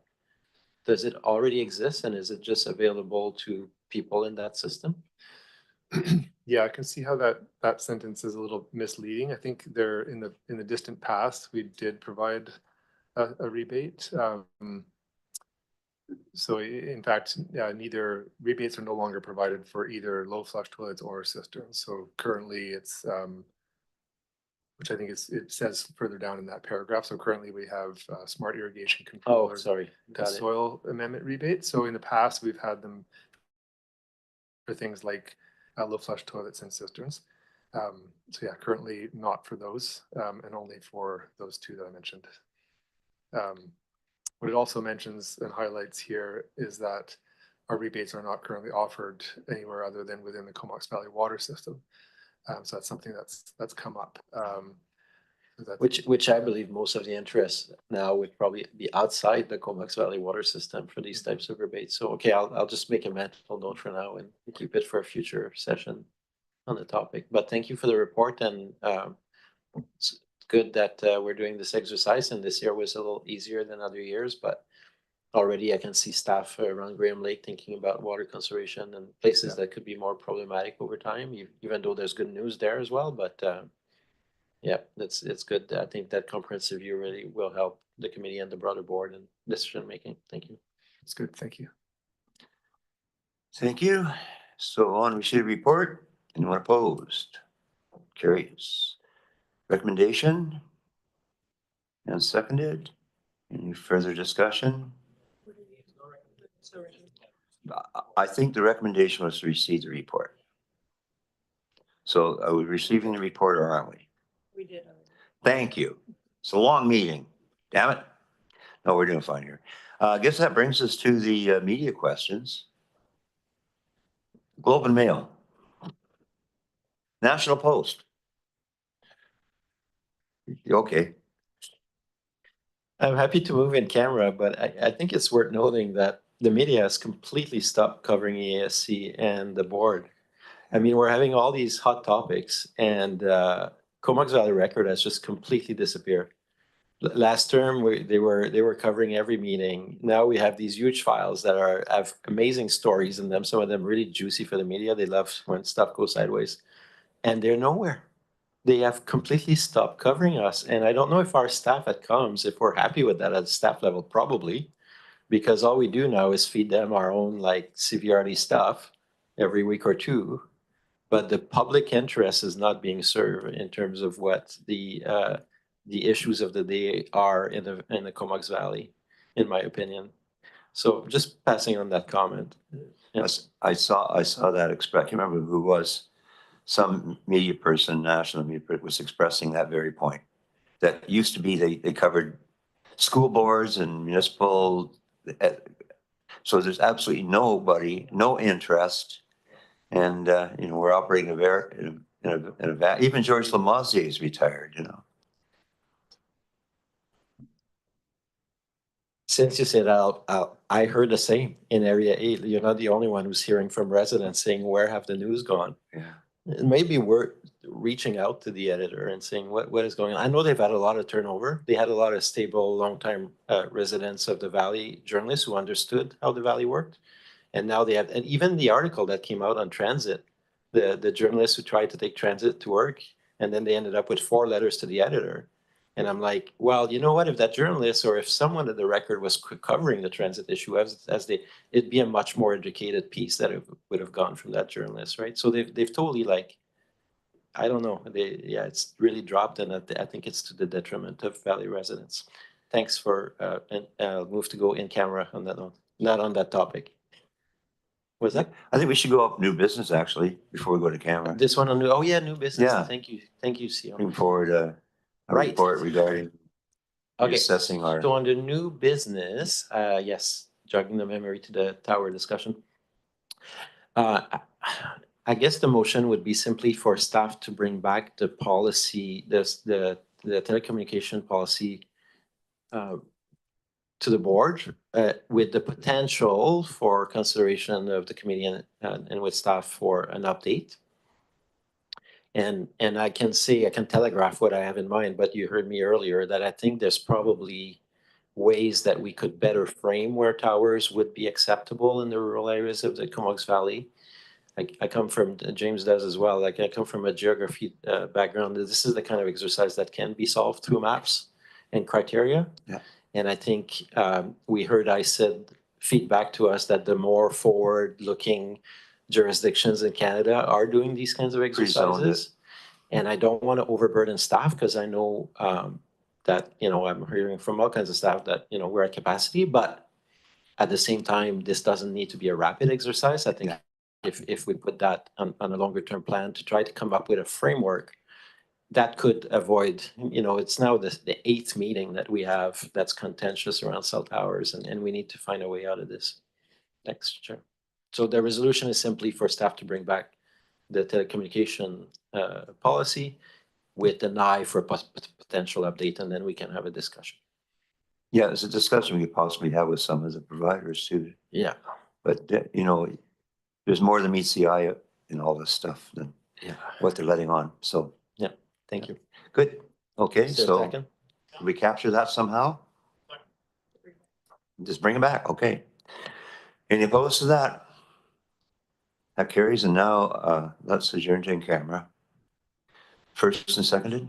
Yeah, okay. Batten down the hatches. Clear the courtroom. Station the sergeant at arms at the door.